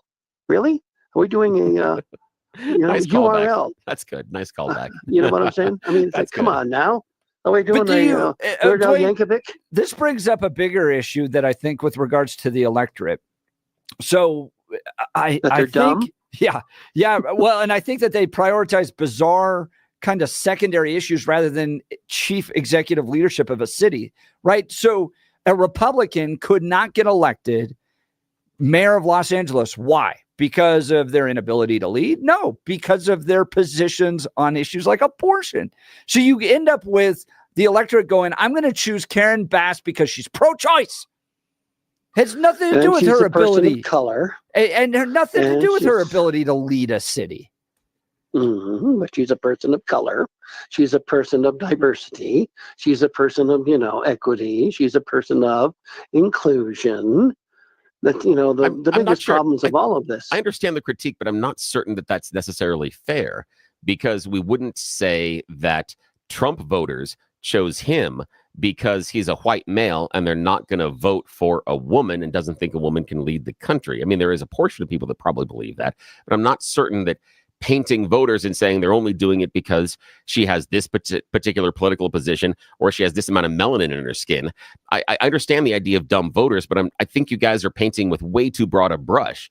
I do believe that they are liberal voters out in California, but I don't think they made that choice based on 1, abortion only, 2, pigment only. Why don't you think a Republican can get elected mayor of Los Angeles? Because the vast majority of Republican positions are not palatable to that electorate. Same thing, they can't get elected in the city proper of Denver. Right. Same thing. Like, what do you think those positions are? No, but what what I disagreed with is you hanging your hat on just the abortion issue. That everyone, I almost think it's exclusively abortion, that. there it is. I think it's exclusively that. Exclusively abortion issue? I think that becomes like the Trump issue above almost everything else as to why a Republican can't get elected in these states. Okay. Then why, if Republicans wanted to have power, why wouldn't they just acquiesce on the abortion issue? Is that the hill? Because it's core to our worldview. It's core to our. But I mean, we're not having discussions on quality of leadership, ability to lead a city or a state, make decisions, all that stuff. They just come in and go, I'm pro-choice, she's pro-life. But then the idea being, if the majority of the electorate is pro-life or pro-choice, aren't you just acknowledging you're probably going to lose those voters by just taking that position? Yeah. Aren't you just cutting off your nose to spite your face? And then you complain, oh, because of my positions, the voters that disagree with my positions don't vote for me. Isn't that just a self-fulfilling prophecy? I mean, if we're worried about getting Republicans elected into these positions, then there should be some bending on some of those positions. And I would point to things like John Fetterman, who is becoming a left-center person as far as government because of where his constituency is. You saw the same thing with Kristen Sinema to a certain point as far as Arizona. Lieberman did a certain thing. And I so think that's part of what I'm looking at is I don't think it's fair to turn to the electorate and say, oh, my people that believe this because the electorate doesn't agree with them can never get elected. It's a little bit on you too then, isn't it? I think you to your point, Bill, I think you could maybe have a moderate Republican win in the city of Denver, maybe, but the electorate is not choosing these people based upon their quality of their leadership. They're choosing them based upon their progressive policies, and they're ended up getting screwed over by them. But could those progressive policies also lead into the quality of their leadership? And so the idea being that that's the type of leader, they want someone that is going to go in this direction rather than going in the other direction. Couldn't that be part of the issue? Is that the direction that the Republicans are saying they need to go, the majority of the electorate doesn't agree with that? Isn't that kind of a problem too? Yeah, Dwayne, what do you think? Well, I was like, am I on this thing? I don't believe Miss Bass could run a McDonald's, much less the city of Los Angeles. And I agree both with Billy and with you. You need to be in a position where you can sit there and show leadership. She's shown none at any time. Newsom hasn't shown any at this point either. The biggest problem is that people will sit there and vote for the letters D or R long before they sit there and look at the character or abilities of anyone. We're in a position now where it's tribal, and because it is at such a level of tribalism, it doesn't matter. You could have the best person in the world, but if he's got the wrong letter next to him, they're not going to do anything to improve the city. Yeah, and I think that's different when you're getting into executive leadership, right? The mayor, the governor, the people that actually make choices to guide an entity forward, not going to have debates down at the state capitol on particular policy issues. And I think that's particularly tragic here. Dwayne, great call. Really appreciate it. Dwayne's line will be open 303-696-1971. Let's go to Chris Lakewood. Good morning, Chris. You're on the Jeff and Bill Show. Good morning. Good morning. Just real quick, Bill, I agree with the GOP has to give up like this moral high ground on abortion. We don't like our guns being regulated, right? Yeah. And so a woman's right to choose should also not be held down by the government or funded by the government. I think that's the important part, and I think that would gain a lot of voters like that. But this whole thing about people being present in regards to the mayor, I mean, my political acumen is very limited, but I mean, isn't it common sense if you have these kinds of problems, you should probably be present? But I think the thing is, they've gotten so comfortable with the salaries they make, and these are bright people. I mean, everybody's so critical of our governor, including myself. But I mean, he went to Princeton. He sold his business for like $400 million. I mean, I don't think he's a stupid guy. No, did stuff that you and I haven't. The things he does. Yeah, the things that he does. Our freedom index, we're 19th in the nation on the freedom index. Alaska is like number 1. That's the real West, right? And then followed by like somewhere in like Arizona or something. But you know, we just need common sense reform on both sides. I love Fetterman. You know, he's like, I'm not just a Democratic governor or senator of Pennsylvania. I'm everybody's senator. Yeah. And I think everybody, we need that approach. Let me give you an example that I see in Colorado with the Democrats, how the Democrats approach the Second Amendment. I think the way that they do it is phenomenally stupid. The large majority of the electorate does not agree with things like, outlawing guns that have detachable magazines, classifying everything as an assault rifle or assault weapon. The vast majority of Coloradans don't agree with that. And I believe that the Democrats are way overstepping their boundaries when there could be some common sense changes they could make where they could get people that are gun owners that want responsible gun ownership. I think they're missing that because just like sometimes on the other side, they become intractable and they believe that this is something that we have to all believe. And it becomes a purity test and it prevents the actual governance of the society. We can't come to reasonable solutions because purity tests are getting in the way.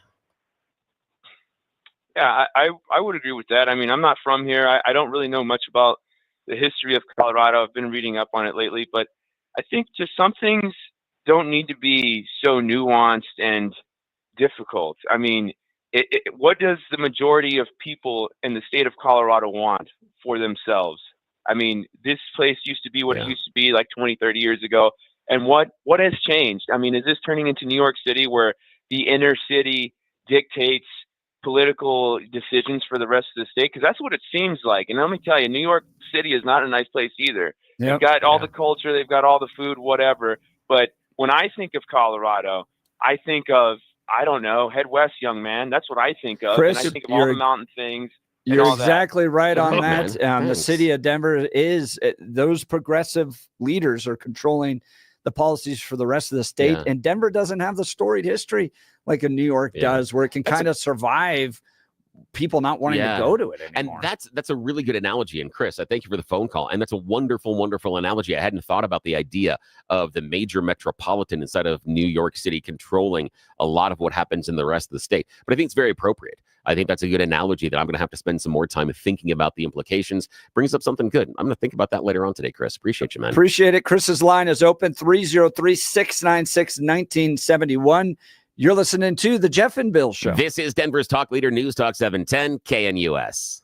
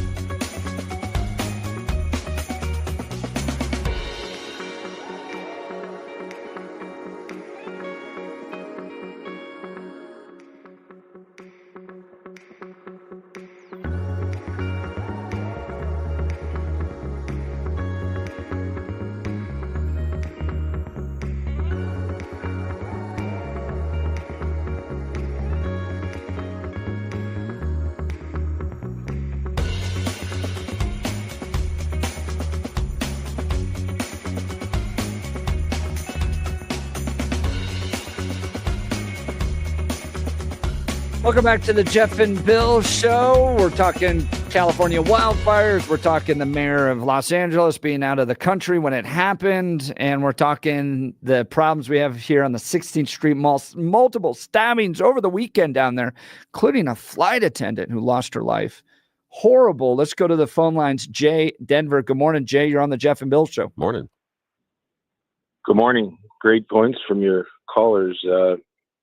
I'm sitting with some first responders that used to work out there in California before we left.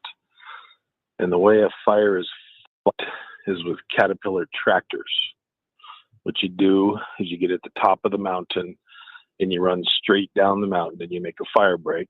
And then you go down below where the fire goes from road to road. These are D9 cats. They cost about $1 million.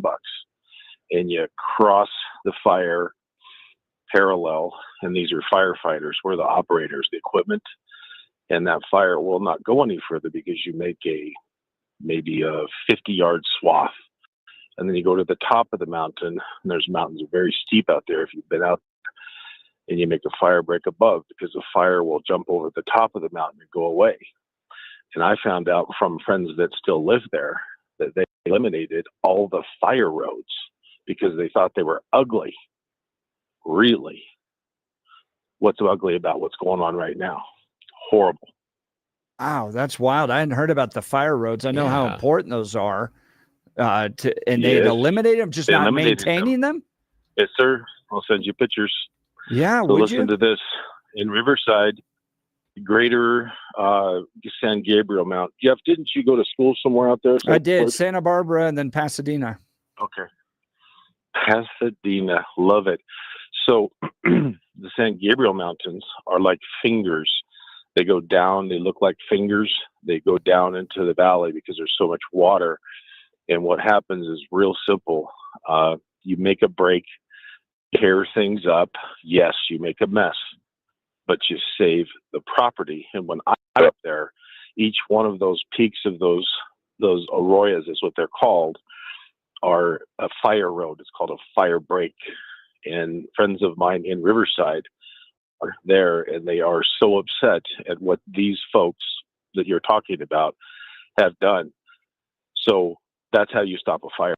And if you do not do that, it will consume you, because I think we all know that fire is just like water. It finds a place to go. It is truly evil. I've seen it. No, Jay, that's a great call. Thank you Yeah, so much. Thanks for the insight on that. And please text us those pictures. I've heard from former forest workers before that that the federal government, particularly during the Clinton administration, was not putting as much money into maintaining those fire roads. But I hadn't heard anything about California. Yeah, and I'd be curious to see where along the line the decision making was made. Was it made through the governor's office? Was it made through a federal office? Was it made through a mayor's office? Was it a city council? I do think there is some questions, especially if Jay's correct, that they thought that they were ugly. I have seen that in some mountain developments as well, where people didn't like some of the rules regarding building and where to build and, water lines and telephone lines and power lines, stuff like that, because of the, quote, ugly factor. Not whether or not it was safer, not whether or not it was more efficient or what had to be done to make sure that things don't go boom. It was more about, I don't like looking at it. And so I'm curious as far as where Rich that people in decision mountains making I know, decisions like that. I'm exactly. shocked. I know, really. shocked. Yes, Vale's Wow, never the dealt with Aspen that. Beaver Yeah. Creekites. Never. Yes, Vale's always well managed. Yes, I know. Oh well. What can we do? Do you anticipate this being a problem in Colorado? These continued fires. We haven't had anything since the Marshall fire, but with all the insurance problems, do you believe that our state, do you think under Governor Polis, there's being enough done to keep these forests clean from these pine beetle kills, this growing brush, all that stuff? Or do we all you need wanna to see get our more? rakes and go up there and start working? The Jeff and Billy field trip to the Yes. mountains. You can join Yeah. us up there. We'd love to hear from you. Phone lines are open, 303-696-1971. You're listening to the Jeff and Bill Show. This is Denver's talk leader. We are 710 KNUS.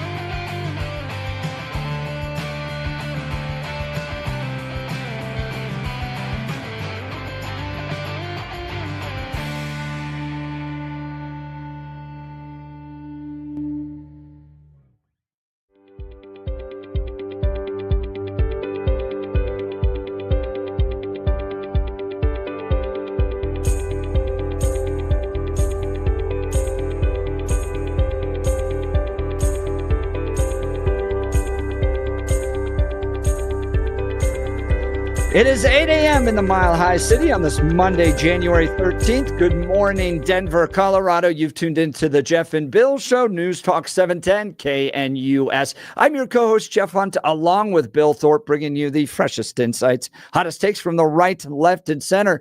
Congratulations, you're heading to work in the greatest country in history. Let's get after it. We got a whole hour planned for you of engaging discussions, critical analysis, most importantly, your phone calls and texts, because this is where Denver's voice is heard loud and clear. So grab a cup of coffee, Denver. Let's dive into the issues that matter most to you right here, right now. Coming up after news and comment with Blake Olson. Fascinating magazine article in Politico over the weekend.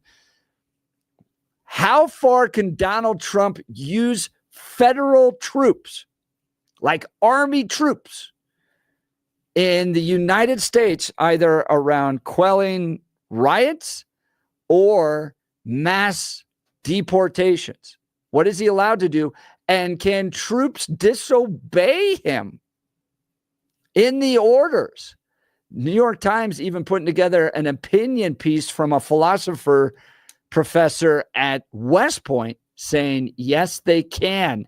What is this all going to mean? And what is mass deportations going to look like? How far can Trump push all this? That's going to be next. And would you disobey an order from President Trump if he asked you to participate in mass deportations? Or would you be happy to serve with those orders? We'd love to hear from you. Phone lines are open, 303-696-1971, or text us on the Dan Caplis Law text line at 720-819-5115. Let's check in on news and comment with Blake Olson. Good morning, Blake. Good morning, Jeff. Of course, the New York Times is trying to create more chaos and find the most leftist military man at West Point. I'm sure. I mean, it's gets back into Trump's first term with the Joint Chief of the military there, and he was Milley. Sorry, Milley, Milley, yeah, right? Milley, not Massey. Massey's great. Milley, the chairman of the Joint Chiefs, was actually like directly kind of disobeying the order, talking to China, trying to tell them that, no, we're not going to have a nuclear strike, all that stuff. Was he allowed to do it? Not really. But what these progressives in the military are going to try to lay out is the argument that these orders are illegal and they have a moral duty to the people of the United States above, thinking that Donald Trump is somehow going to like sick troops upon his political enemies. I don't know. Well, he's a traitor, and so are about 5 or 10 others. It doesn't take a lot of them, and you can see what damage they've done to the military. It's 15 and sunny in Denver, expecting a high of 36 today. Our top story: police arrested a suspect last night and say he's connected to weekend stabbings that left 2 dead and 2 injured in downtown Denver Saturday night. His identity will be released today, hopefully. An American Airlines flight attendant has been identified as one of the victims. The Phoenix-based flight attendant, Celinda Levno, was the victim of a senseless crime, said American Airlines. A friend of the flight attendant told Denver 7 that she was stabbed to death while walking along the 16th Street Mall on Saturday night. A 15-year-old boy has been arrested for a deadly shooting that happened in Aurora last week. A man was shot outside his home on East 62nd Drive on Thursday night. Investigators say the man saw a suspicious car near his home just before the shooting. Police identified the car and conducted a traffic stop on Friday, arresting the teen suspect on an outstanding warrant. He's now facing a charge of first-degree murder in connection with the man's death. California Governor Gavin Newsom, Dr. Evil, don't be fooled by the slick back hair or be fooled by it. He and lefty commies allowed fires to spark, and who knows if they were started by criminals. I've seen over 15 videos of people starting fires there. The forecast calls for more high winds which could fuel the flames. So far, the Palisades fire is the most destructive in LA history, burning more than 23,000 acres and leaving homes and businesses in ashes. The snake oil salesman is ready for the next phase. Yeah. A Marshall Plan. We already have a team of looking and reimagining LA 2.0, and we're making sure everyone's included, not just the folks on the coast, people here that were ravaged by this disaster. You just said you're organizing a Marshall Plan for the rebuilding of California. What is that Marshall Plan? Tell us about this Marshall We're just Plan. starting to lay out. I mean, we're still fighting these fires. So we're already talking to city leaders. We're already talking to civic leaders. We're already talking to business leaders and nonprofits.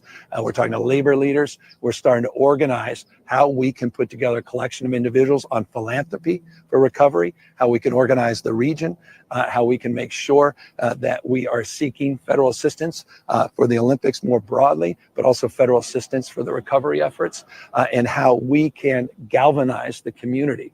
Frightening 2.0 and Marshall Plan. Nice. Messy NBC's Jen Psaki is all over it. She is all over it. So I guess none of us should have been shocked this week when Elon Musk posted that the Los Angeles Fire Department prioritized DEI over saving lives and homes. That's an exact quote.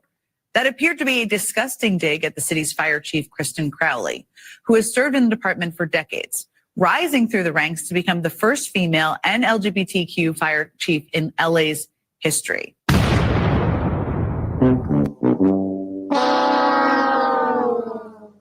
JD Vance becomes VP in 7 days. The commies have left an absolute mess, but he is encouraged. That's why they made Donald J. Trump the president-elect of the United States. So we've got a lot of work to do. I remain fundamentally, and you know this, Shannon, I'll always be an optimist about our country, but I think that that optimism has to start with a bit of realism.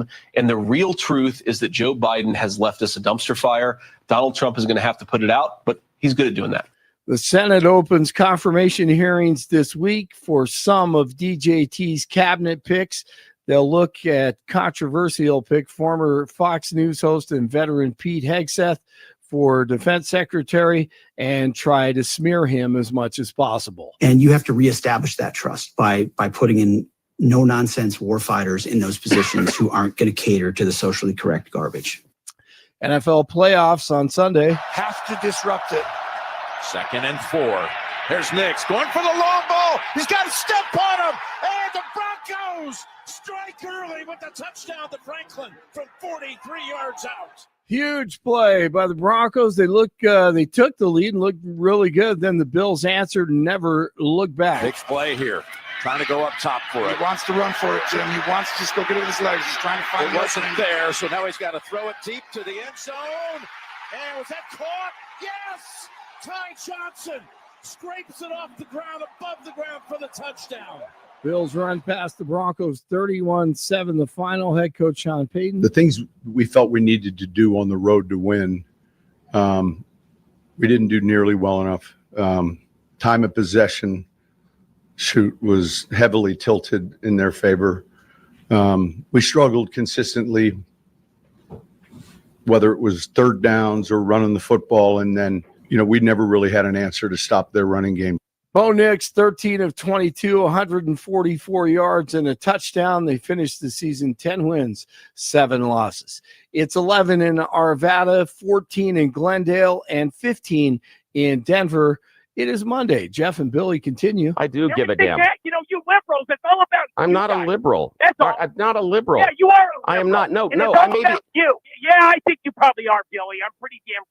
It's still one of the best. Blake Olson News Talk. It is, man. You guys are a great team. Blake Olson News Talk 710 KNUS. Fair weather to start the week here in Denver. Just a little chilly. Temperatures are going to be in the 30s today and tomorrow. Might make the 40s Wednesday. The warmest day of the week will be Thursday. We're going to see generally fair, dry conditions. Nights in the teens and lower 20s. Increasingly cloudy Friday, turning cooler late. Then it's going to be much, much colder by Friday night and the weekend with a chance of light snow. An Arctic front will be paying Colorado and the Front Range a visit by the weekend. I'm meteorologist Don Day in the 710 KNUS Weather Center.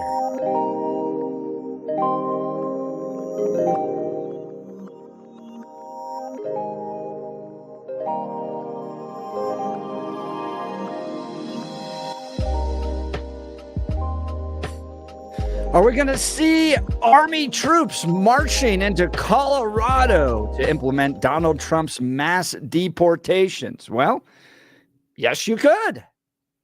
According to the Insurrection Act, the Politico magazine having a big piece on this over the weekend. The Insurrection Act is a blend of different statutes enacted by Congress between 1792 and 1871. It is the primary exception to the Posse Comitatus Act. Yeah, Posse Comitatus. Yeah. Easy for me to say. Yeah, right. I can't believe I got that anywhere close on the first try. Under which federal military forces are generally barred from participating in civilian law enforcement activities. Most Americans may not realize how often presidents have invoked the Insurrection Act, often, in the view of historians, to benefit of the nation. While it has been 32 years since Bush used it to quell the Los Angeles riots, the Insurrection Act was also invoked by President Dwight Eisenhower following the Supreme Court's 1954 Brown v. Board of Education decision.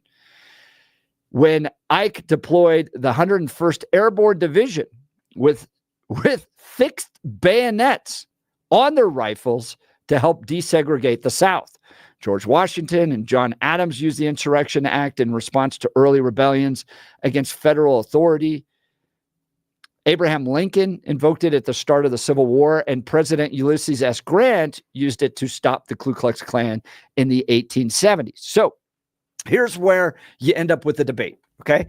The Army go through basic training. Your job is to be a hammer and go out there, be used in foreign affairs to kill. That's the training. You are a killer. You become a killed trainer. Law enforcement in America is trained to do lots of other things, de-escalate situations, right? You end up with riots. They have particular training that takes place there.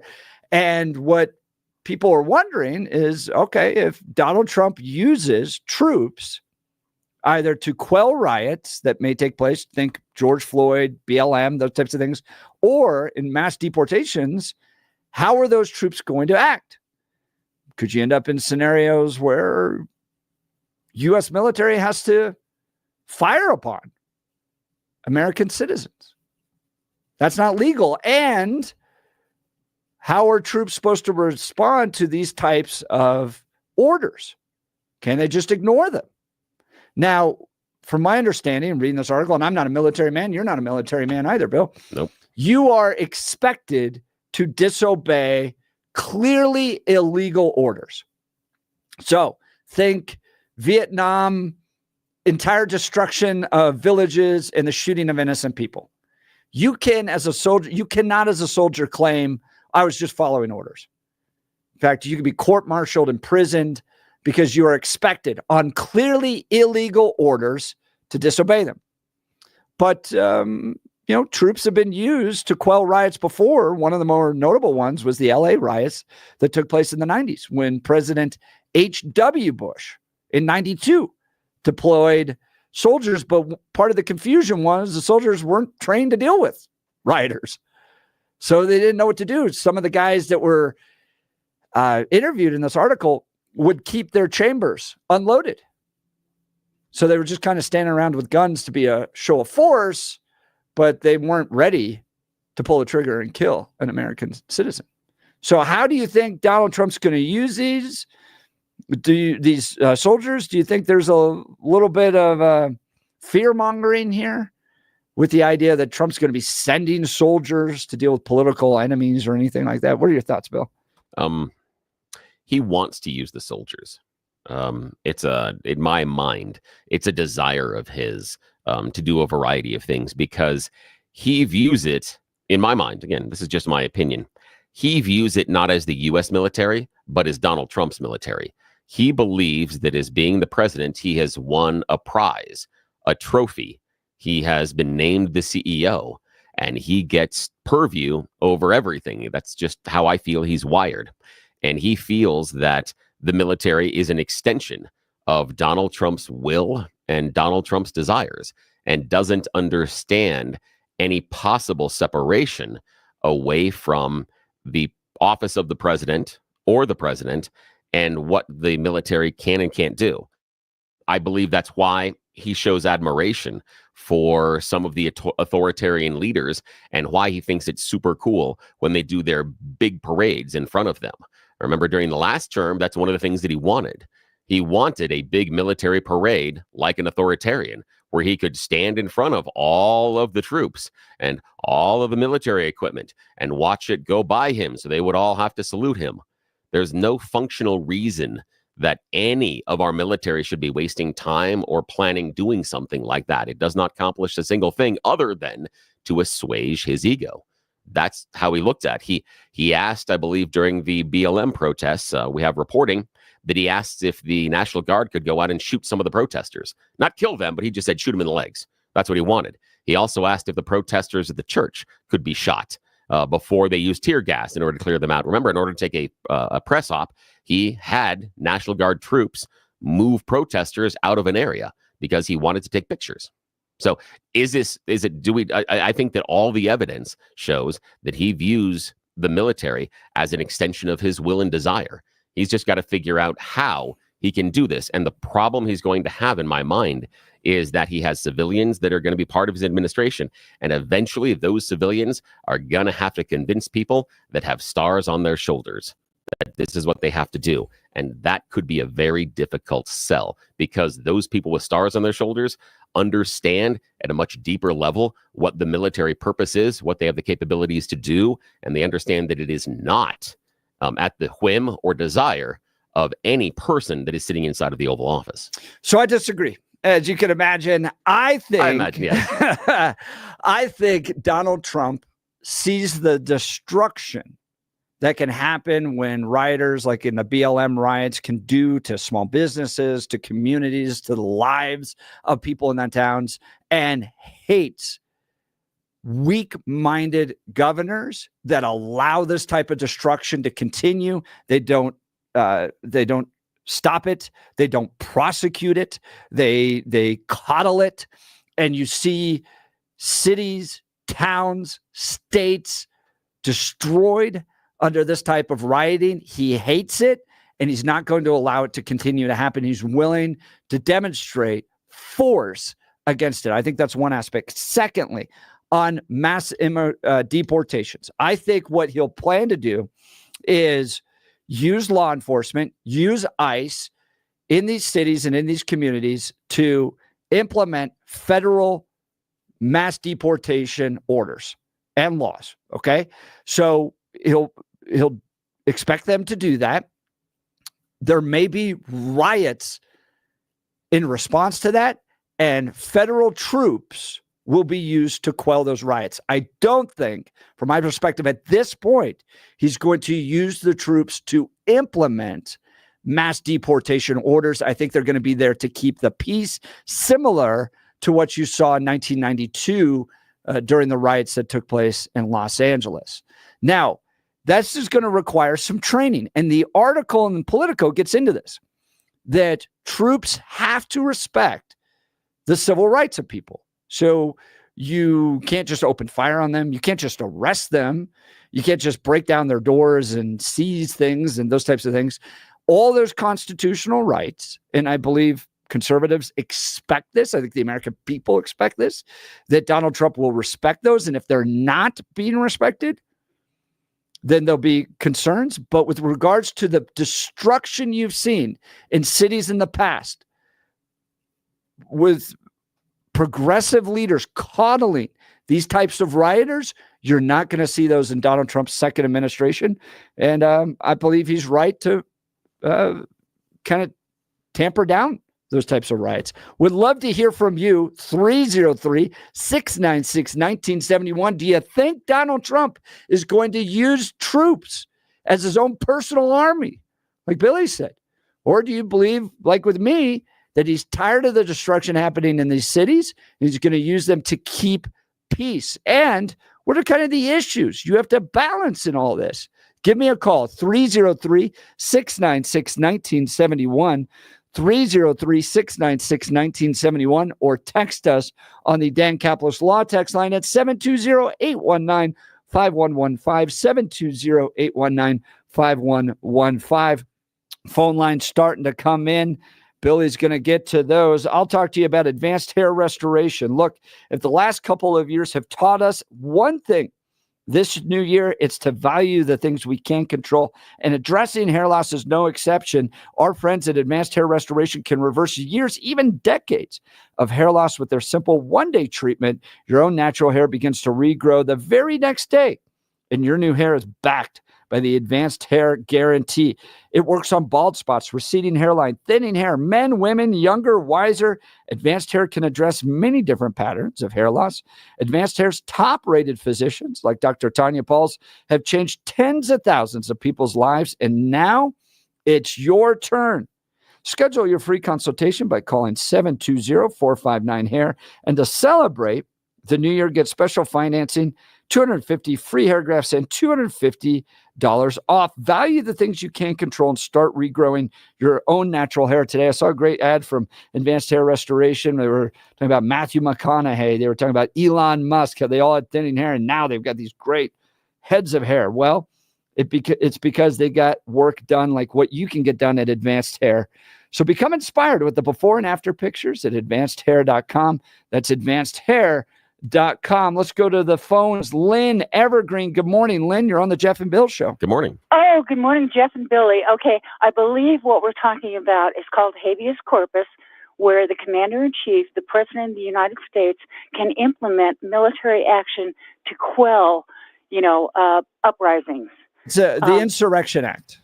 Yes, otherwise known as habeas corpus, which you just named all of the presidents who have implemented that in the past for good reason. But you know what? We watched all of that, demonstrations, the destruction, all of that. And, the government just stepped back and said, okay, it's better to do nothing than to do something. Yeah, that's where I think he's motivated by. I think he gets frustrated when he sees these cities getting burned up and riots taking place and those types of things. And he wants to respond in strength. I don't think he's going to use this against his political opponents. I don't think he's going to use them as a personal army. I think he's motivated to keep the peace, and he gets frustrated when he sees destruction. You're right. And didn't we all, most of us, 99% of us, the mandate of President Trump now is get the country under control. This has got to stop. It's got to stop. Now, Lynn, in your mind, what did you think? What would you have wanted the military to do? And I'm assuming you're talking about the Black Lives Matter riots. Well, what would you have wanted them to do? That was in the past. Then what riots are we talking about that you're worried about the destruction and things? What are you talking about? I'm just wondering your reference. Look what happened in Denver. Look what happened in Chicago. When? What's the time frame? Because if you're talking about isn't that BLM? It was during the BLM. Okay, so it is BLM. Okay, so so what would you want to see the military do during that time? At least show a presence. And do what? Do what? I don't know. And here's the reason why I asked that, Lynn. This is why I want to explore this. Is one, I want to know what's that level of when we have to get the military involved. How are we going to determine that? But more importantly, let's pick up the military and let's talk about the southern border. I hear from a lot of people, what we need to do? We need to put the military along the southern border. That'll teach them. What and now? What do we? Hang on. What do we expect the military? And this is just for hypotheticals. And what do we expect the military to do with the border? The military can't shoot people coming across the border. That's extrajudicial.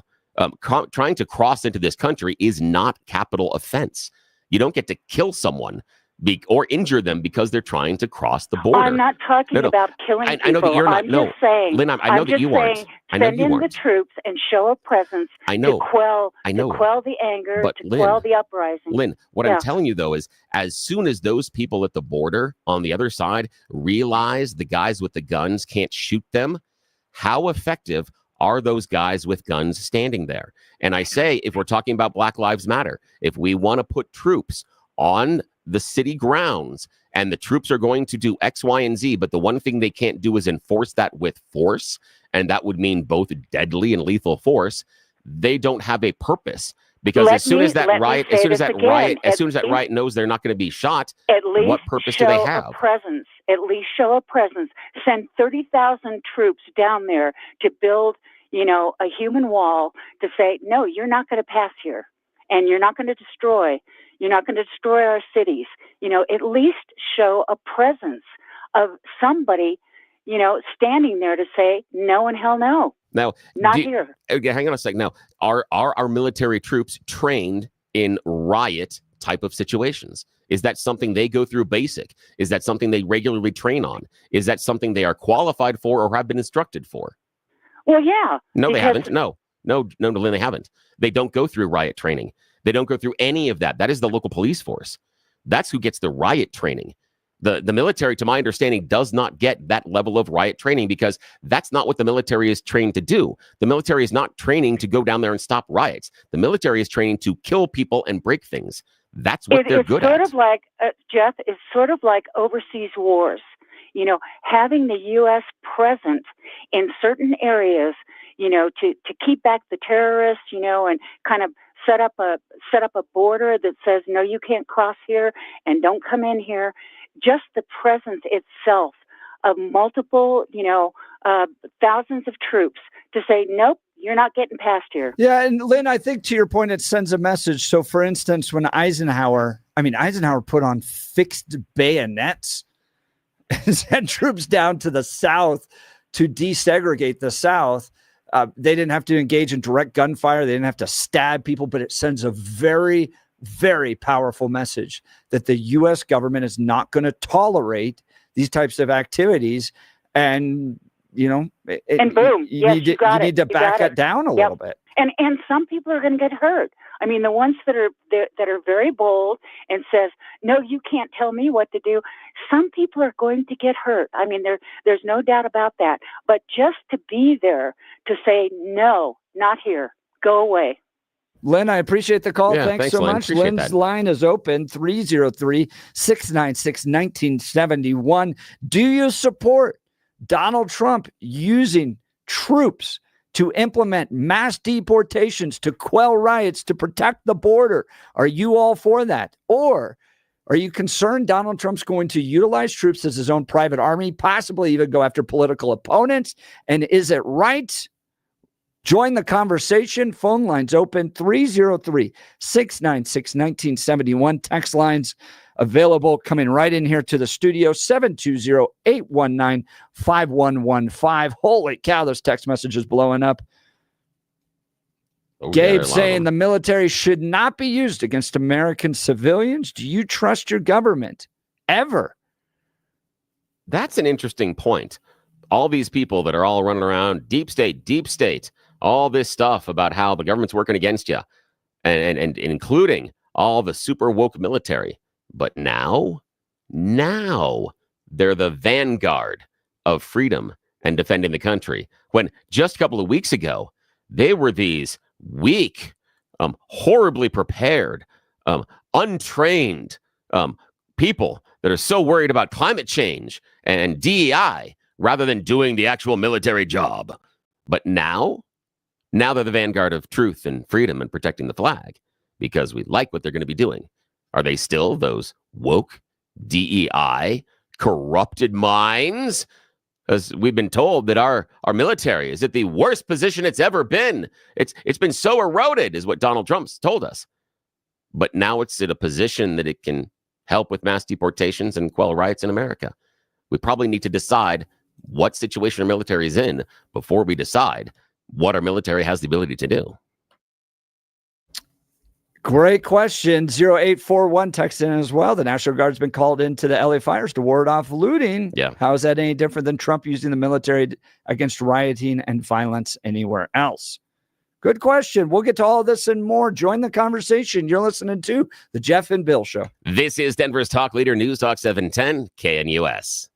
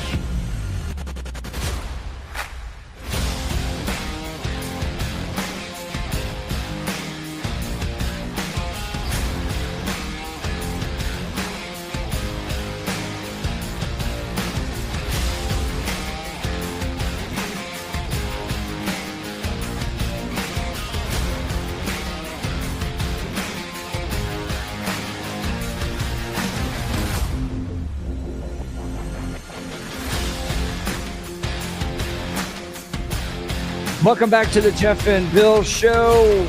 Interesting piece in Politico over the weekend about the Insurrection Act. What could Donald Trump do? How is he going to use troops? How have they been used in the past? George H.W. Bush using them in the 90s to quell riots in Los Angeles. I got a bit of a question. Do you think he's going to use them as a personal army, as Bill does? Yeah, what's your question? I do. Now, when we were talking earlier, you talked about how that Donald Trump wants to stop the destruction and he wants to, hold the rioters accountable and he wants to, push in order. And then how does that jive with him wanting to pardon the January 6th rioters? Because there's a little bit of a question that happened over the weekend as far as how many of them were going to be pardoned. Vice President J.D. Vance said they were going to look at it, and he took the position that you did about those that were nonviolent, which, while I may disagree with, does seem reasonable. However, the pushback that was on social media was, hang on, it needs to be all of them. Inside of MAGA, I'm hearing it has to be all of them. So how do I square the circle of the idea that Donald Trump will use the troops in order to enforce order, in order to stop riots, except these people, the riot they did, the police officers they beat, the building they broke into, that one's okay. That one's a free pass. But the others, question, how do we deal with that? The question within the MAGA movement about pardoning all of them has to do with whether or not we believe they got a fair trial originally. Now, I do think that if you have people that were directly assaulting police officers and maximizing destruction, really breaking things, I'm with JD Vance on this. And I think it to your point, Bill, it makes a compelling argument that, look, if you're going to hold BLM rioters accountable for their destruction, you're willing to use troops to keep the peace, and these small businesses that were destroyed in these state capitals. I mean, the Colorado state capitol was shot at, and we still have no idea who did that. Then you need to hold the people that destroyed the U.S. Capitol and directly assaulted police accountable. But I do think there's a fair argument that comes from the MAGA community that not everybody got a fair trial because this stuff was so politically motivated, took place in Washington, D.C., and you're not going to have a jury of your peers, all that stuff. That's a fair critique. But if you had people directly engaging in violence, I'm not sure they should have been punished or pardoned. And you can maybe have a fair critique as to whether or not they're being punished fairly and all that as well. And so, that's why I am at least I'm willing to look at the idea of individuals that maybe it was only trespassing to go ahead and pardon them, simply because there were a number of people that I believe inside of the BLM riots we probably could nail for the same type of trespassing behavior, and yet they weren't charged. So I do believe violent behavior. Yeah, I do believe.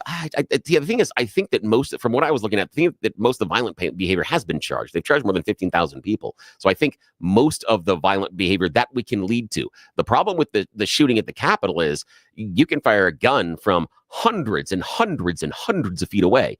Figuring out who that is different than someone that is doing it necessarily on camera. So the investigation into that is much more difficult and problematic. So I don't hold that as the bar. But I do think that's why maybe I can get to the idea that the nonviolent, the trespass only, okay, because of some of the things that I disagree with, some of the people with BLM being let off, okay, I can get there then. I'm not super happy about either one of them. But okay, if that's what we're going to do, that's what we're going to do. And I think that's where most people are, is they go, look, if you're violent, if you're destructive, they want accountability towards it. People have suffered those types of things. If you're just, in the wrong place at the wrong time or got caught up and walked over into a place, bringing the weight of the federal government down on you is probably not fair. Let's go to the phone lines. Bruce. Good morning, Bruce. Thanks for being on the Jeff and Bill Show. Good morning. Yeah, good morning, Jeff. Just wanted to weigh in. Heard you guys talking about, possible military missions on the border. And I have some time as an Army Reserve chaplain. I'm retired now, so I think I can speak kind of forthrightly. One of my jobs with the Army was being a chaplain for units on the Homeland Defense mission. So one thing I heard you guys talking about how, the role of the military is to kill people and break things, but mission sets for the military have gotten a lot more complex, especially since 9/11. I don't have an opinion whether the military is right to mobilize on the border or not. I don't have a dog in that fight. I don't really care whether it happens or not. But there are some mission sets that military could contribute to. A couple of things that our military people are trained in is stability operations and civil support. And so can you outline that for our listeners as far as when they hear that? What do they visualize that? What does that mean? Well, the Army has a lot of resources that could augment civil capacity. For example, field hospitals. For example, there's a huge arm of military police. Military police are actually trained to do law enforcement for military people, and so they can support civilian police as well. They can integrate with civilian police. Engineers, they have bulldozers, they have carpenters, they have electricians, so your engineers could build facilities. Yeah, see, Bruce, I think you're really smart there that when I look at the border and when I look at the assistance for mass deportations on our military, I believe the best role for the military is construction transportation. They can do things like, they can build the places that we're going to house the people before we deport them. They can provide the security in the places that we're going to house them before we deport them. And then they also can be in charge of moving the people once we do deport them. I think the military would be aces at those type of roles. I'm worried more about it being a more kinetic or more combative role. Oh, yeah, absolutely. There's incredible capacity now for humanitarian work. It's a humanitarian disaster on the border if you think about the minors that are coming in and being trafficked, and then the attracting people that we really can't handle. And so the humanitarian capacity that the military has is pretty robust. The big issue would be funding and whether the emergency situation merits that use of money or not. But it could be for a temporary purpose to create stability. There could be a valid purpose there. And I agree, Bill, the support and sustainment role of the humanitarian capacity. Another piece that the military brings is surveillance capacity. A lot of remote sensing, the ability to fly drones, the ability to provide Bruce, intelligence. I got it. Yeah, go ahead. Bill said that Donald Trump may want to use the military as his own personal army. Yeah, it's my feeling. It's not. I'm not saying for sure. I'm not saying I have any basis in fact. This is my feelings, and do with them as you wish. What do you think? Do you think the military could be used as Donald Trump's personal army? That sounds to me like a conspiracy theory on the left. I give that about as much credibility as the flat earthers. Thank you. I appreciate that. How would the military? So let's say Donald Trump was like, I'm going to send troops to go to Kamala Harris's house and arrest her. Could he do that? Would they abide by that? No, that's pretty laughable on its face. But Bruce, hasn't Donald Trump said that he wants people like Liz Cheney to face military tribunals? He said he wants Liz to face a military tribunal and to have it televised. He's also talked about former members of his staff should be shot for treason. Isn't that getting closer to where we are? You need to understand this, Bill, about Donald Trump. You're being played. I mean, Donald Trump says a lot of things in order to get earned media. Yeah. Donald Trump is the expert at how to get earned media, and earned media is basically how he won the presidency. He goes out and he trolls people in order to get earned media, and so he gets his name out there more common than anybody else. And bad publicity is better than no publicity. The guy's brilliant at tooling people, but you've just fallen for being fooled. I want to ask you about how the military would respond to something like that. You've worked in the military. An order came down, arrest Liz Cheney and we're going to host a military tribunal. Would they follow that order? Well, first of all, there's no way that's going to get handed down. Why not? Because, well, first of all, the Posse Comitatus Act. You can't have the military operate in a civilian role, as a police force in the country without there being a national emergency, and you would have to have the declaration of a national emergency, and that's never going to happen to go out and arrest your political enemies. If we control the House and the Senate, couldn't we get there? Especially if we view this Liz Cheney as being part of the deep state. That's what's sold about her, is she was part of the deep state, and the January 6th committee, and she was doing it only politically in order to get Trump. That this was all part of the DOJ and Biden crime family. That's what's being sold on that side. Couldn't we sell it that way? No, you can't sell it that way. That's ridiculous. Now, the other part is, I understand when no you sat there, elected official is going to go along with that. I'm not so certain about that. And I understand what you're saying, Bruce, about the idea that you think that I've been trolled and I've fallen for it. But what I'm also hearing from you when you say that people listen to what Donald Trump says and then try to hold him accountable for it is we just need to acknowledge that Donald Trump is mostly full of crap. That what he's going to come out and tell us to do and what he's going to say he's going to do, we should ignore. That we should understand that he is largely going to say stuff that's not true. Okay. Bill, what you need to understand about Donald Trump is you need to watch what he does and not listen to what he says. He's brilliant. He's like an illusionist. He does with one hand, gets you looking at this one hand while he's doing something else with the other hand. Then Bruce, why did most of Donald Trump's supporters say it was because of what he's going to do with the economy and what he's going to do with immigration? If we're not going to believe him about mass deportations, again, you said we shouldn't believe what he tells us. If we shouldn't believe him about being able to lower energy costs by 50%, lowering costs of the grocery store, lowering costs of housing, lowering mortgage rates, he said all of those things would happen. And now, because he says them, we should just watch what he does. We shouldn't believe the stuff that he tells us he's going to do. That's your premise, correct? No, my premise is watch what he does. What did he do in his first 4 years in office? Watch, you watch what he does, and what he did was he had a pretty thriving economy. What he did was, he tried to secure the border.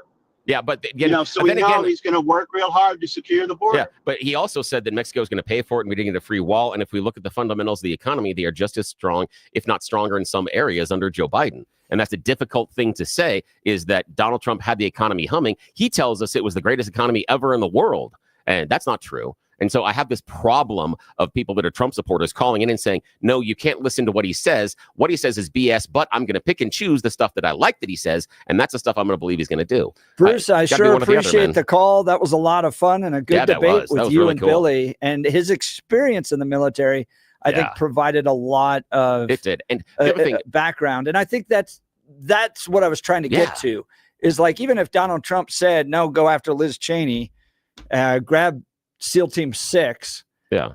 I'm not sure that the military would follow that order, but I also don't think he's going to. But also, according to the Supreme Court, he wouldn't be held responsible for those actions. Those would be, if he says that it is in danger, that Liz Cheney's endangering the country, then technically it wouldn't be a crime because he's doing it based on the previous ruling. And I really appreciate Bruce's phone call, and I appreciate what he's done, and I didn't get a chance to tell him, and I should have, for him being a military chaplain, because I know that those people that are military chaplains are there to support some of our military members in some of their worst times. They're helping them with mental support, religious and otherwise, because a lot of times they're going to sit down, and people that aren't necessarily religious are going to come and talk to the chaplain, and the chaplain has to navigate that and navigate a whole bunch of different flavors of religion. They, to me, are one of the unsung heroes inside of our military, because they, in many ways, help the team move forward and deal with some of the worst things they can imagine. So I appreciate exactly you, Bruce. right. Thank you to Bruce for the call. Yes, You're listening to the Jeff and Bill Show. This is Denver's Talk Leader News Talk 710 KNUS.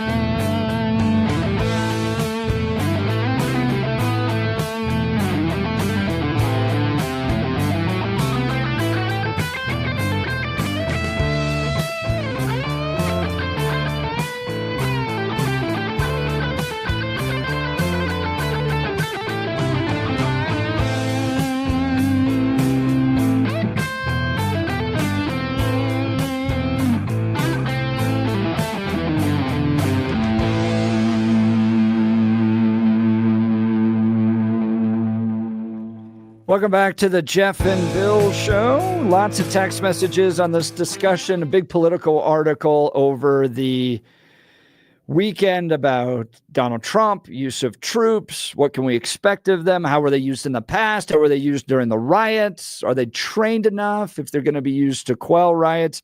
Should they go to the border? How are they going to be used during mass deportations? Incredible conversations. Jason in Denver texting in, Trump doesn't need the military regarding Liz Cheney. He's now in charge of the FBI and the CIA. They both have special technical units that rival the military he can use. So don't forget about that. Liz Cheney's going to have a knock on the door from the CIA and the FBI. Yeah. And I love the idea that, we can't have, Biden going after his political opponents, but we can arrest Liz Cheney. Interesting. Oh, man, the conversation will continue. Give us a call, 303-696-1971. You're listening to The Jeff and Bill Show. This is Denver's talk leader, News Talk 710 KNUS.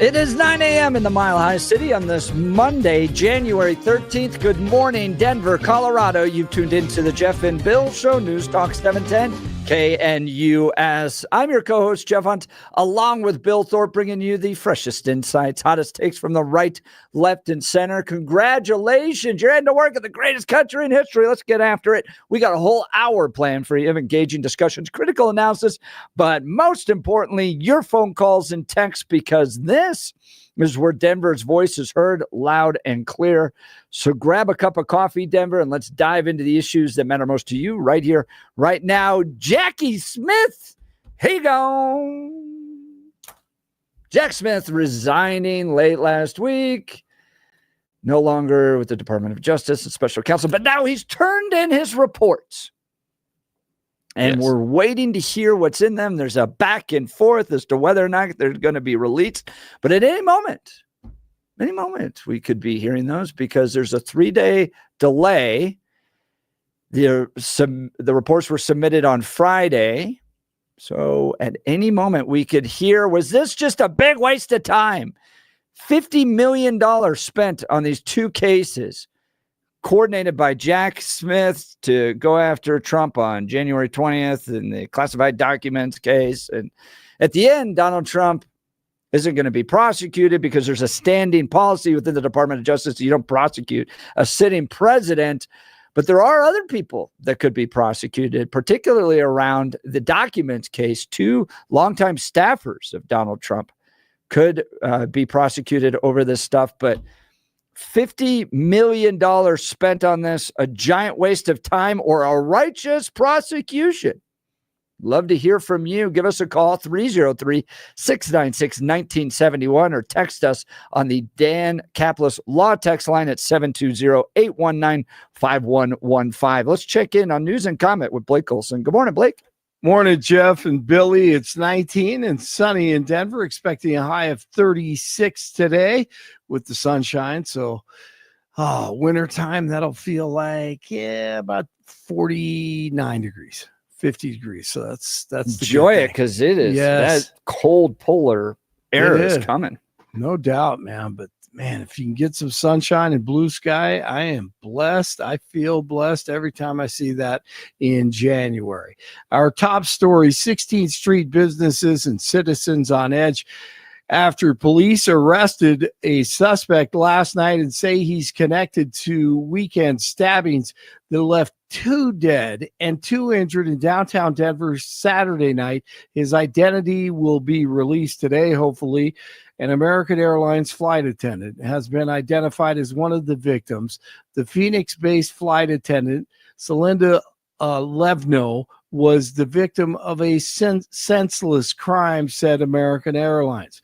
A friend of the flight attendant told Denver 7 that she was stabbed to death while walking along 16th Street Mall Saturday night. The Denver police chief is now telling visitors to Denver to be vigilant. Right. Saw that. I can't, great. So man, what a great city. You know and I've said this before, the woman in a fur coat with pearls theory. Yeah. With regards to governing a city. You as the mayor have to be so deeply committed to the safety of your city that a woman in a fur coat with pearls can walk around, because you get half of the revenue into the city of Denver from sales tax, which means if people don't come and they ain't buying anything, they're not going to Rockies games, or they're not going to Nuggets games or the theater or out to eat, because you're going to get stabbed. Then you're not going to get revenue for your city. You can't do all the little progressive, little lefty things you want to spend your money on. You can't do it. You have a motivation to make the city so safe that a woman with fur coats and pearls and diamond rings can freely walk from dinner to the theater. And you had people stabbed by this lunatic over the weekend, and bringing your family downtown. Yes, I mean, because family, you want to bring your kids down to that. This is an actual law of physics that criminals and families will not occupy the same space, right? Because if you allow criminals to run around and stab people, then families are not going to show up. And if you're so tough on criminals that families feel safe going down there, you're not going to have criminals there. This That's is right. not rocket science, but No, you have it isn't. a totally inept mayor that would rather ride in parades and go watch Broncos games than actually keeping his own city safe. Yep. That's your job. Go do it. But it's epidemic across the country. A 15-year-old boy has been arrested for a deadly shooting that happened in Aurora last week. A man was shot outside his home on East 62nd Drive on Thursday night. Investigators say the man saw a suspicious car near his home just before the shooting. Police identified the car and conducted a traffic stop on Friday, arresting the teen suspect on an outstanding warrant. He is now facing a charge of first-degree murder in connection with the man's death. 2 juveniles arrested Sunday in connection to an armed robbery at a 7-Eleven on South Buckley. The clerk told officers that 2 armed male suspects entered the store, robbed them, and then left in a black sedan. Police were in a short pursuit with the 2 before they stopped and then bailed from the car, but then arrested, play stupid games, and win stupid prizes. 23,000 acres burned, 24 people dead, the worst in LA history. The Palisades fire raising red flags, not only about incompetence of Democrats, but also allowing it to happen. Was this by design? There are numerous videos and proof that the arsonists were out there in full force. The reservoir emptied, designed to provide the water for fires in the Palisades. California Governor Gavin Newsom, who never sweats, ever, doesn't matter what is coming out of his pie hole. A Marshall Plan. We already have a team of looking and reimagining LA 2.0, and we're making sure everyone's included, not just the folks on the coast, people here that were ravaged by this disaster. You just said you're organizing a Marshall Plan for the rebuilding of California. What is that Marshall Plan? For Tell this us about this region, Marshall we're just Plan. starting to lay out. I mean, we're still fighting these fires. So we're already talking to city leaders. We're already talking to civic leaders. We're already talking to business leaders and nonprofits.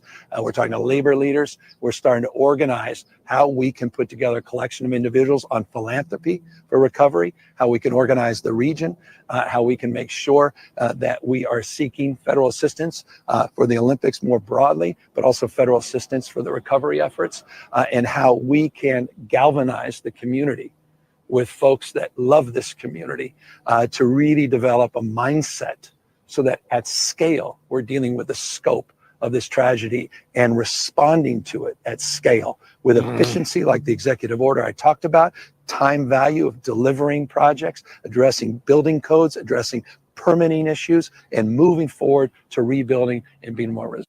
George Soros and Klaus Schwab are proud of their boy, Greasy Gavin. The Senate opens confirmation hearings this week for some of DJT's cabinet picks. One of the most controversial picks is Fox News host and veteran Pete Hegseth for Defense Secretary John Barrasso from Wyoming. Well, he certainly has the qualities that we need to lead the Pentagon. He knows about a fit fighting force. He is very qualified, in my opinion. He has a distinguished record of service in the military. Every senator gets to speak for themselves, and they will do that. The meetings have gone very well. Things are heading in the right direction. The hearings start Tuesday, and they're going to be consequential. People will listen and make their own decision. People have already had chances to ask questions, and they're going to continue to do so. I expect he's going to have quality answers to the questions that they ask. J.D. Vance becomes VP in 7 days. Sleazy Joe continues to boast about his 4 years. Fact is, he has left us dumpster fire, not just at the border, but also with the economy. First of all, we know that prices are way too high for many Americans. We have to work every single day to stabilize prices for American families. But Shannon, everything that he's bragging about ignores the fact that he has added trillions and trillions of dollars to the federal debt during a time of peace. He has left us with bond yields, meaning how are we going to finance that debt? We have to sell treasury bonds. Playoffs. Big play here. Trying to go up top for it. He wants to run for it, Jim. He wants to just go get it with his legs. He's trying to find It wasn't there, so now he's got to throw it deep to the end zone. And was that caught? Yes! Ty Johnson scrapes it off the ground, above the ground for the touchdown. He wants to run for it, Jim. He wants to use legs. He wants to look. Wait, Tony. Just wait till after the call. Thank you. Broncos fall to the Bills Sunday in the wild card round of the playoffs, 31-7 final. Head coach Sean Payton. The things we felt we needed to do on the road to win, we didn't do nearly well enough. Time of possession was heavily tilted in their favor. Bo Nix, 13 of 22, 144 yards and a touchdown. They finished the season 10 wins, 7 losses. Things look they look encouraging for the Broncos in the future. 16 in Parker, 17 in Lakewood, 19 in Denver.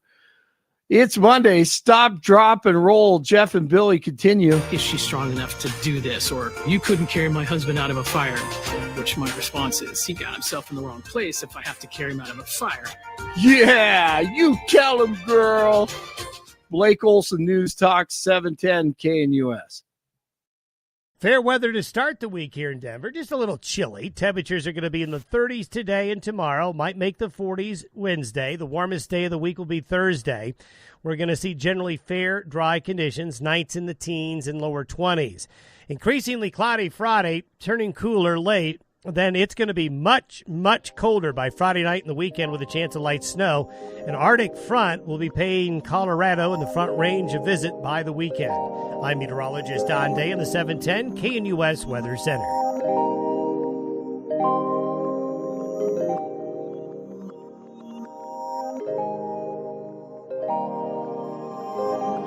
Welcome back to the Jeff and Bill. We've got some breaking news. His name hasn't been confirmed, so I'm not going to say it. I haven't seen other news outlets, but court documents show that the guy that was responsible for the stabbing and killing of a flight attendant, injuring of others, has a lengthy criminal history, including sexual assault, failure to appear in criminal mischief, and was out on a $0 bond for sexual assault in February of 24. Well, that's a surprise. Not that, that someone that chooses this type of random violence has a history of criminal behavior. Violence. Yeah. Not a surprise. Gosh. Not a surprise.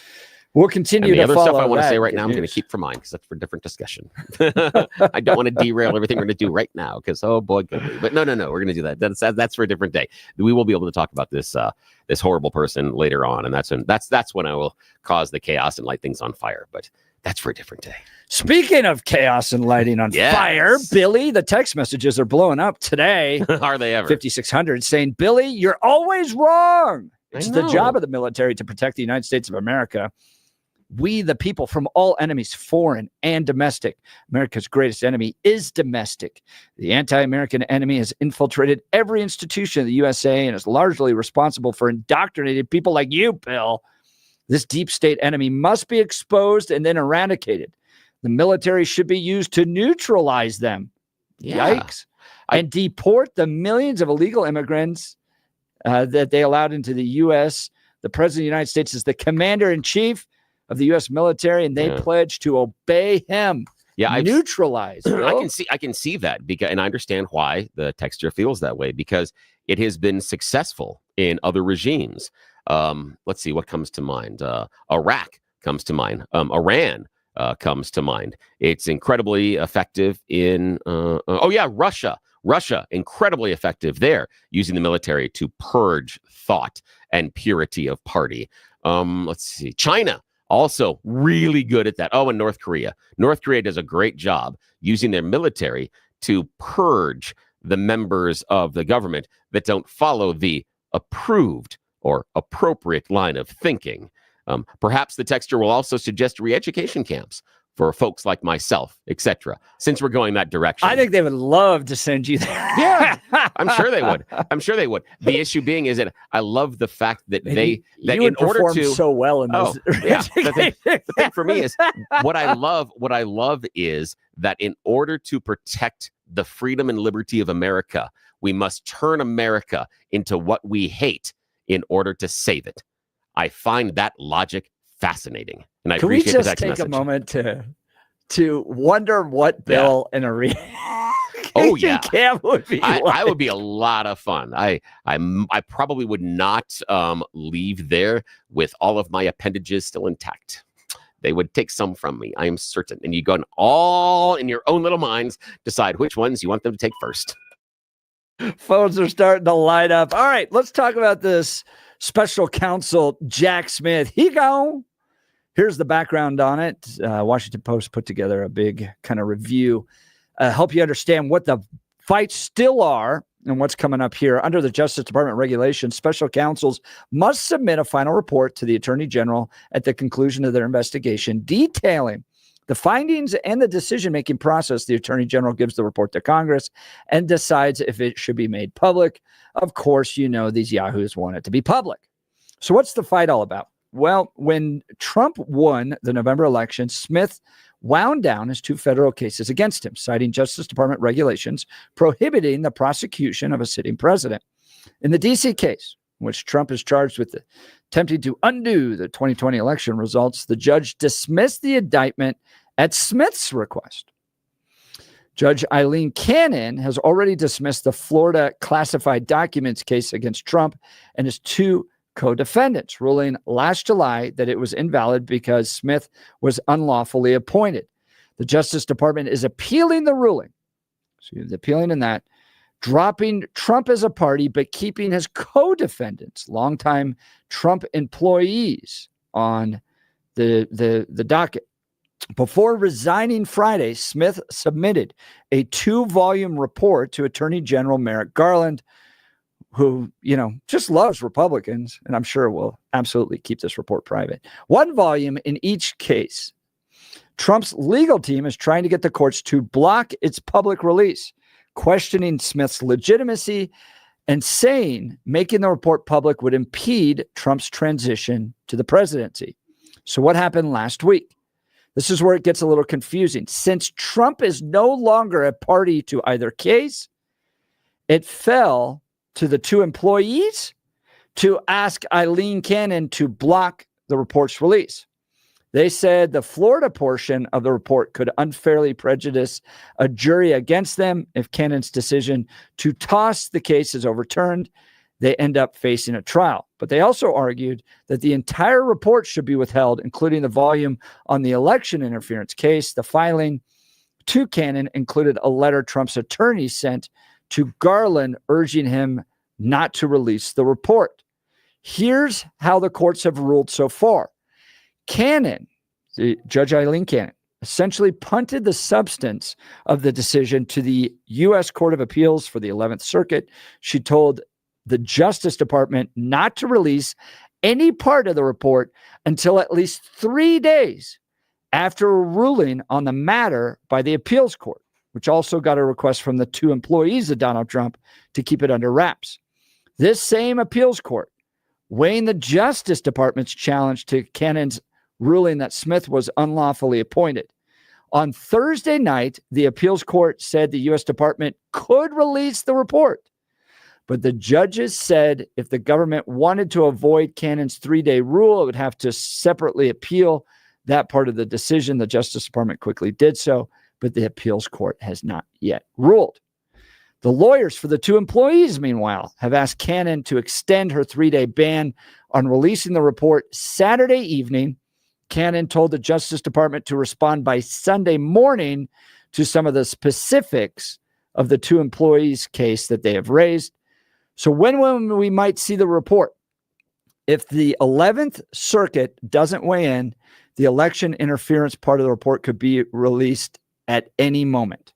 It's possible that Trump seeks other legal avenues, such as Supreme Court and others, to further the delay. So right now, bottom line with all of that, could be any moment to see those cases. Bill, from your perspective, $50 million well spent? No, because there is not going to be any case at the end of the road, because Donald Trump won. He's going to make everything go away. And I believe that Eileen Cannon is running interference for him right now and trying to delay it so that the appeals court will become moot, because once he gets into power, he can just refuse to release it. And this to run enough delay to get for a week to the 20th. Yeah, that's basically it. And I believe that's the game. I believe that was the game why she challenged whether or not Jack Smith could be appointed in the first place, because that had already been adjudicated by the courts in other situations, that wasn't really an issue. Don't know why the appellate court hasn't taken it up yet, but that's okay. That's what is happening. And so, yeah, she's trying to interference, and then he will just try to make it go away. So, no, I don't think it was 50 million well spent. I have an issue as far as how late they got running on this one. And also some of the politicization that has happened on both sides inside of the case. But I do think, and the one that is, I think, problematic mostly for me is the classified documents case, because we have people that are in prison currently for doing much the same thing. But with him, he gets a pass because, of course, it's Biden because he's the president. Persecuting him. He wasn't when he had the documents. When he went to Mar-a-Lago, he's no longer the president. He's not allowed to have those. But he deemed them unclassified. No, he didn't. We have no proof of that. But he said so. No, it doesn't matter what he says so afterwards. We have no time. We have no proof that during when he was in office that those things were declassified. And the reason we have no proof of that is because there's a process. He can't just say they're declassified. Oh, wait, now they're classified now. Now they're declassified. There's a process that the paperwork has to go through. It's not a legal process, though. It's not by law. It's not written by Congress that you have to follow this process. I'm not so certain about that. I think it's guidelines. I think it's more rulemaking. I'm not so certain about that, because if there is no process, then couldn't I just release any classified information I wanted to? Well, that's what he's saying. I know that seems really crazy, because there is a process that has to be followed in order to make sure those documents are released. And if they are unclassified, then why doesn't he release them and let us see all of them? Does that mean that you and I can FOIA those documents and see them? Some of which were military plans and nuclear codes. Can we FOIA them? If he declassified all of them, can we though? No, but I'm just curious. Can we? That would be the question. Well, I don't know, if he says they're declassified, then you and I have every right as American citizens to be able to view them. And I want to know, some of those were capabilities of nuclear submarines. I'm not sure it jumps that far. So if it's declassified, ergo, anybody can FOIA them. Yeah, but here's the challenge I have with these is, okay, well, then who else is the person in the federal government that gets to determine whether or not our most secret, influential, powerful documents are available to the public? If it's not the president, if it's some bureaucrat somewhere in the government that we have said, all right, you're the person who believes that the president has followed all of these rules necessary to declassify them, then is that person de facto more powerful than the president when it comes to declassifying documents? And I don't like a government that's set up that way. But I think that the president is the final decision maker on these. But he would have to go through the process. And that's where I keep coming back to. We have no indication that he ever started the process. It's just like if he decides to fire nuclear weapons, he doesn't get to go over and push the big giant red button and unlock the briefcase. There is a process that is involved in there, just like there is a process for declassifying documents. And we have zero indication he ever went through that process or even started it. And that's a real question, because if he did really, and this is why it's very important. If it's ideas, oh, well, he declassified them and then it doesn't matter. We go back to, yes, if he declassifies them, we have the right to see them. Yes, we do. And so then we'd be able to FOIA them. So he either has to say that all the stuff that he has, we now can see publicly and should be released, or it wasn't declassified. The choice has to be made one way or the other. And yet he's never said he will release those documents, nor could they be FOIA'd or anything else. He just uses the, I declassified it as an excuse. He's using it as an excuse. Yeah. Want to hear from you all with regards to these Jack Smith cases. Are you glad he's gone? Was it a waste of $50 million? Was it a righteous prosecution? Is Donald Trump wrong on the classified case? Or do you agree with me on the perspective that, hey, he's the ultimate decision maker? And these were guidelines with regards to declassification. There's no set rule, from my understanding, that you have to follow this in order for it to be determined. And if that's the case, is there somebody else within the government that gets to determine this? That's an unelected bureaucrat I don't like.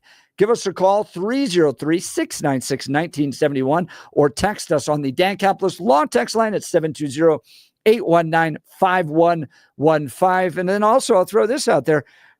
Are we moving past the age of lawfare?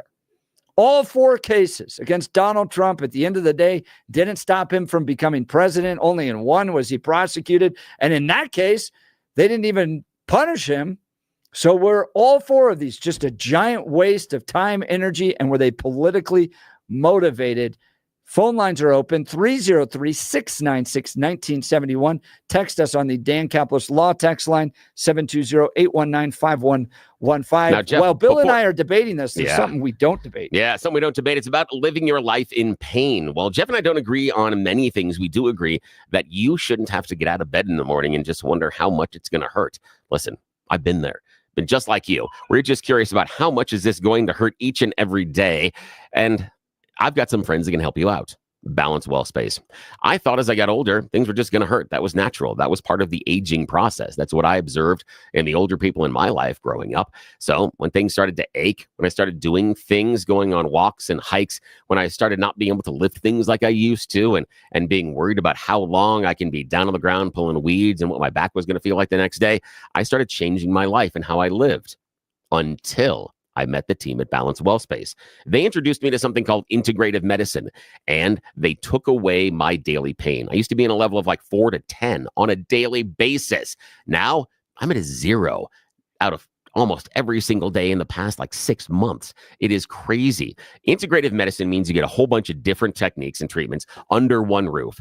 They can take care of chiropractic care, physical rehabilitation, wave therapy, regenerative care, trigger point injections, neuropathic care, and so much more, plus some amazing cutting edge technology. And it's all under one roof. The cool thing is that's one stop. You go and you visit Balance Well Space. They do a personal pain evaluation. They figure out what hurts. They take the pictures. They do the x-rays. And they ask you about stuff that you're not doing anymore. Because this is about goal setting. What do you want to get back to doing? Then they go to work. And the cool thing is every couple of months, they come back and and not every couple of months, every couple of weeks. It's a 3-week cycle. Every 3 weeks, they come back in and they check in. They make sure you're still advancing. They talk to you about what treatments are working really well. And then they take a look and see what's not working as well. And they go ahead and they tweak it based on that. You've got a group of medical professionals handling your pain right now, but when's the last time they talked about you?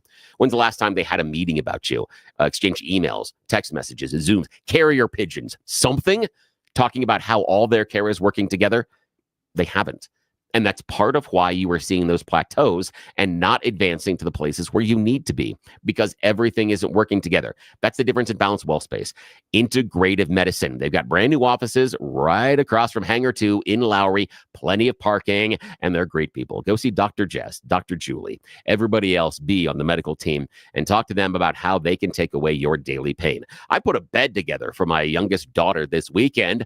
Guess what's not hurting this morning after I'm bending over the entire time? My back, my knee. I'm screwing things in upside down, you know, when the blood's rushing to your head and stuff.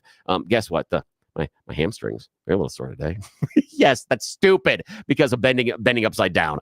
But it's my hamstrings, not my back, not my knee, not my bum right shoulder. The stuff that used to give me pain for days after doing something like that. I feel great. And it's all thanks to the group at Balance Well Space. Let them make the same change in your life they have made in mine, but you've got to take the first step and contact them. BalanceWellSpace.com. BalanceWellSpace.com. Reach out to them today. And when you do, tell me you heard about him here on the Jeff and Bill Show, because it sure does help us out as well. Thanks. That's great to hear, Bill. We'll continue. Phone calls starting to come in. Louise from Aurora texting before anything happens to Trump on classified documents. What about Hillary and Joe? Ooh, boy. Ooh, call in Join about the that. Conversation. Because they're not the same. Call in. Because they're not the same. You're listening to the Jeff and Bill Show. This is Denver's Talk Leader News Talk 710 KNUS.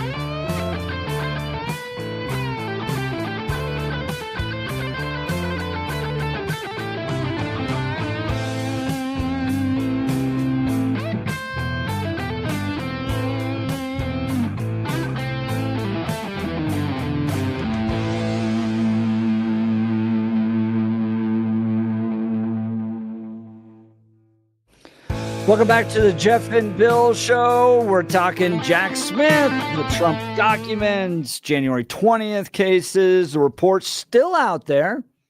Not sure if they're going to be released. They could be released at any moment. There's legal battles taking place over this. Jack Smith has resigned his role. No surprise there. Donald Trump is going to fire him in a week anyways. What do you think of all of this? We spent $50 million as a country on this. Did we get anywhere? Was it worth it? Was justice served? Let's go to the phone lines. Who do we got from Sterling? Jim, sorry. No, that's my fault. Jim, good morning. You're on the Jeff and Bill Show. How you doing? Good. How are you, Jim? What's on your mind about the classified documents case and Jack Smith and the election interference case? Do you think that $50 million for Jack Smith was well spent? Why or why not? It's hard to see where all their stuff goes because they get so tied up and all that. I have no idea of where they structured it all. And that's what confuses all of us to where it's like they're hiding something from somebody and somebody's now we're all going down different rabbit holes and we don't know which rabbit hole to even go down. These people, when they get to playing games like this, it creates a radio show, obviously. Yeah, which we're grateful for. Yeah, well, I had to try to make funny out of something Appreciate that's really not. I mean, who are these people to tell us how we should live our lives? You got a fence around your house? I do. Yeah. Why? Well, for us, it's to keep animals from running out and bad animals from coming in. Yeah. And it's to make sure my dog doesn't bite the people in the neighborhood because she Okay, is a you really just said it good exactly dog, right. guard dog. Keep animals from going out and keep animals from coming in. You summed it up. It's that simple. Nicely done. Is that simple? Are you referring to our border wall? Correct. Yeah. The thing though is that I've got squirrels. In the essence of that, Yeah. The problem I have with that, Jim, is that I've got squirrels that climb right over the top of that wall. And assuming that two-legged, two-armed humans won't climb over the wall, I think is also. I mean, everyone made fun of Tim Walz talking about the idea that, hey, if you're going to build a 20-foot tall wall, I'm just going to, go invest in a 23-foot ladder company. I understand the funny there, but he has a point that if you're going to build the wall this tall, someone else is going to build a ladder taller. Okay, what if we did just take? I want to know both of your comments on this stupid idea. It's a very stupid idea. I'm good with stupid ideas. It's kind of my thing. Cool. But as a farmer and a rancher, whatever. But anyways, what if we just laid out? We got drones. We got all kinds of technology now. Cameras don't stop on somebody. They catch somebody, but it doesn't. Is all you got is your picture. Well, what if we just had a pepper spray? Bam! So those officers and those cops could just sit there and pepper spray, and then bring fire trucks in with water. So pepper spray and water is not a bullet. Correct? Correct. So therefore, if we use just pressurized water to blow them off the wall, or if we use pepper spray, which is going to get on their skin, and then they're going to start itching, and they're going to start doing whatever they can't see, and then they're going to walk right back into the river. Pepper spray and pressured water. Now that is not a bullet. Bill, what do you think of that? That's nothing that will kill you. Hang on. That's nothing that will kill a person or a child. There are a couple of things. Correct. The pepper spray, though, is limited by the weather. Okay. And what I mean by that is who took the risk? And no, but what I'm saying by the weather is this. If the wind is blowing from Mexico into the U.S. and you deploy pepper spray, you're going to spray yourself in the face. You want to get into fine details. Well, no. Okay, well, we ain't going to do it 10, 12 hours a day. We'll wait I know, but even then, if they were coming over and the weather is going the wrong direction, it doesn't necessarily hold. The other part being, I have questions about how you're going to mount water cannons, how you're going to make them mobile enough you ever or secure seen a fire enough. truck? I know. Fire trucks have been around for quite a few years. Yeah, but think about this. Let's say that you're somewhere that's like 300 yards away from a couple of people coming over the wall. How long is it going to take you to get that fire truck down there to deploy the hoses to connect to the water? Because the fire trucks don't carry their own water. Have you ever seen? So we could do it this way. This is just another dumb thought. here you go. Have you seen on the television? Maybe you have. Or how we fly a helicopter to put out a fire, and they drop anything that they want. They pick up, I can't remember how many gallons they carry. They could pick that up and fly right on the other side of whatever. I think you would a hurt helicopter somebody if you did that. could drop 100 miles of whatever you would like to put on there. 100 miles instantly in a small fume right down. That helicopter, next helicopter, I've been around the helicopter business. I've been around loggers.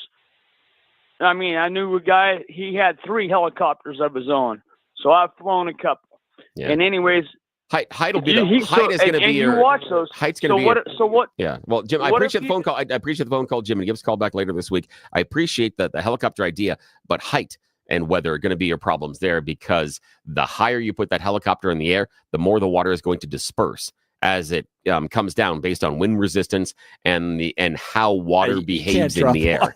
People crossing. Well, the other is you're not pouring it out of a glass. If you're opening it, it's gonna turn into water droplets, and by the time, if you're several hundred feet up, by the time you get down to the ground, knock you out. Well, only if you're close enough. If you're high enough, it's going to disperse enough where it's just going to make you wet.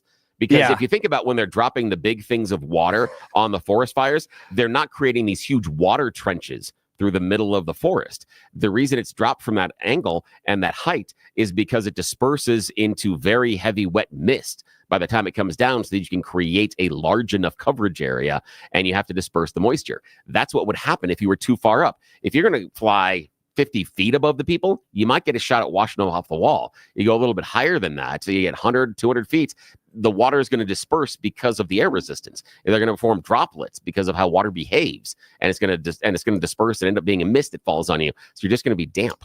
I'm not sure that's going to work. They'll get in the country, they'll just be moist, which is uncomfortable. That was a moment It's uncomfortable with Jim. I appreciate Jim, though. That was fun. Ideas on how to fun. stop illegal immigration. Yeah. Helicopters and water disbursement. Exactly. Why Give not? me a guy with 3 helicopters. I know.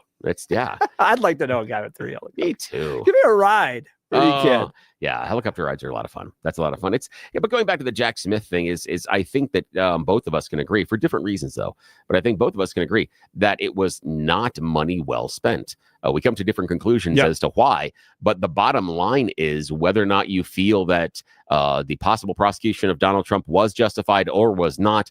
The bottom line is we don't have resolution. So either way, we will have spent all of this money, taken all of this time, and at the very end of it, nothing, which, regardless of what side you're on, I think should make everybody a little bit frustrated with this entire process, just personally.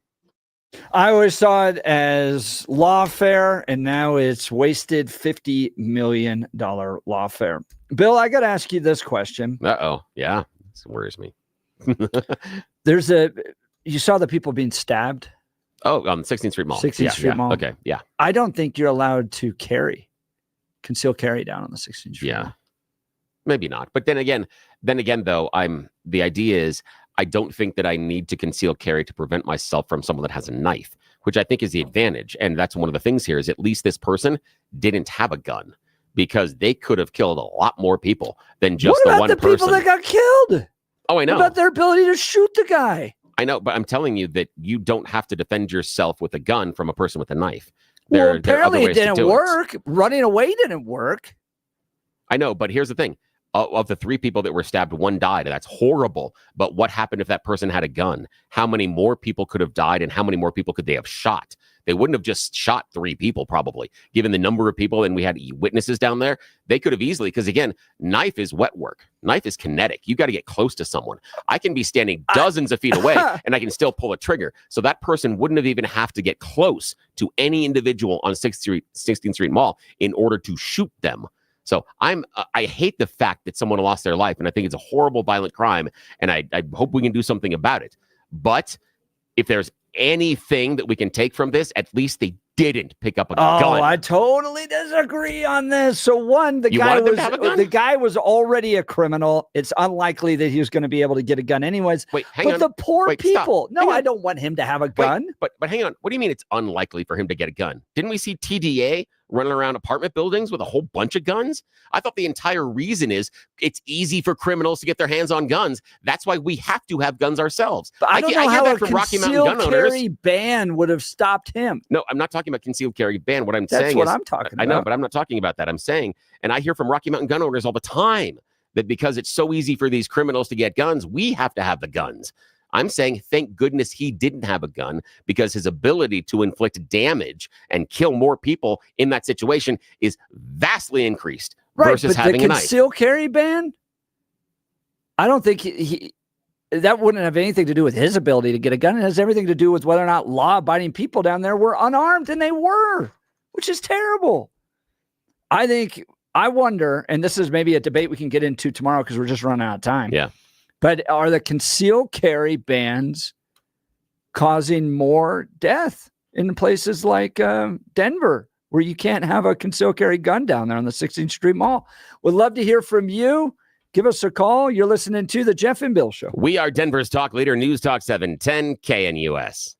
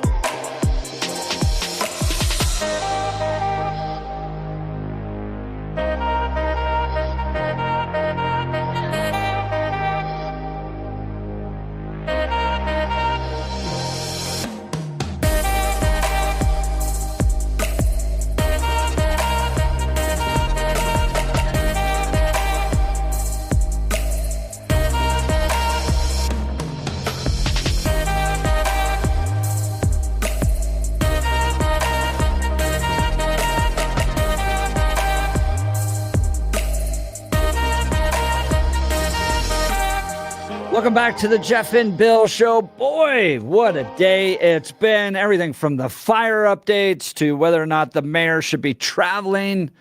The mayor of Los Angeles, after she made a promise that she wasn't going to travel, and then the worst disaster possibly in American history happens on her watch. She has to come back from Ghana. That was a good debate. Yeah, that's a good debate because she was traveling and she was going to an inauguration. Of all the things to be out of the city when any sort of an emergency erupts, and you don't expect an emergency. So you know what it anytime reminds that me of erupts, is that picture of Jason Crow with a martini glass. Yes. Yeah, his cosplaying as James Bond. Yeah. That's great. He's like, yes, I like it shaken, not stirred. Right. I like, remember, the reason the illegals are a problem is because we're using mean words. Yeah, Jason, unbelievable. sure. We Yeah. debated whether or not troops should be obeying the president if he orders troops to quell riots. And then Jack Smith, all of this, if you missed, go to 710knus.com. Hugh Hewitt's on later this afternoon. So don't miss that. You're listening to the Jeff and Bill Show. This is KNUS.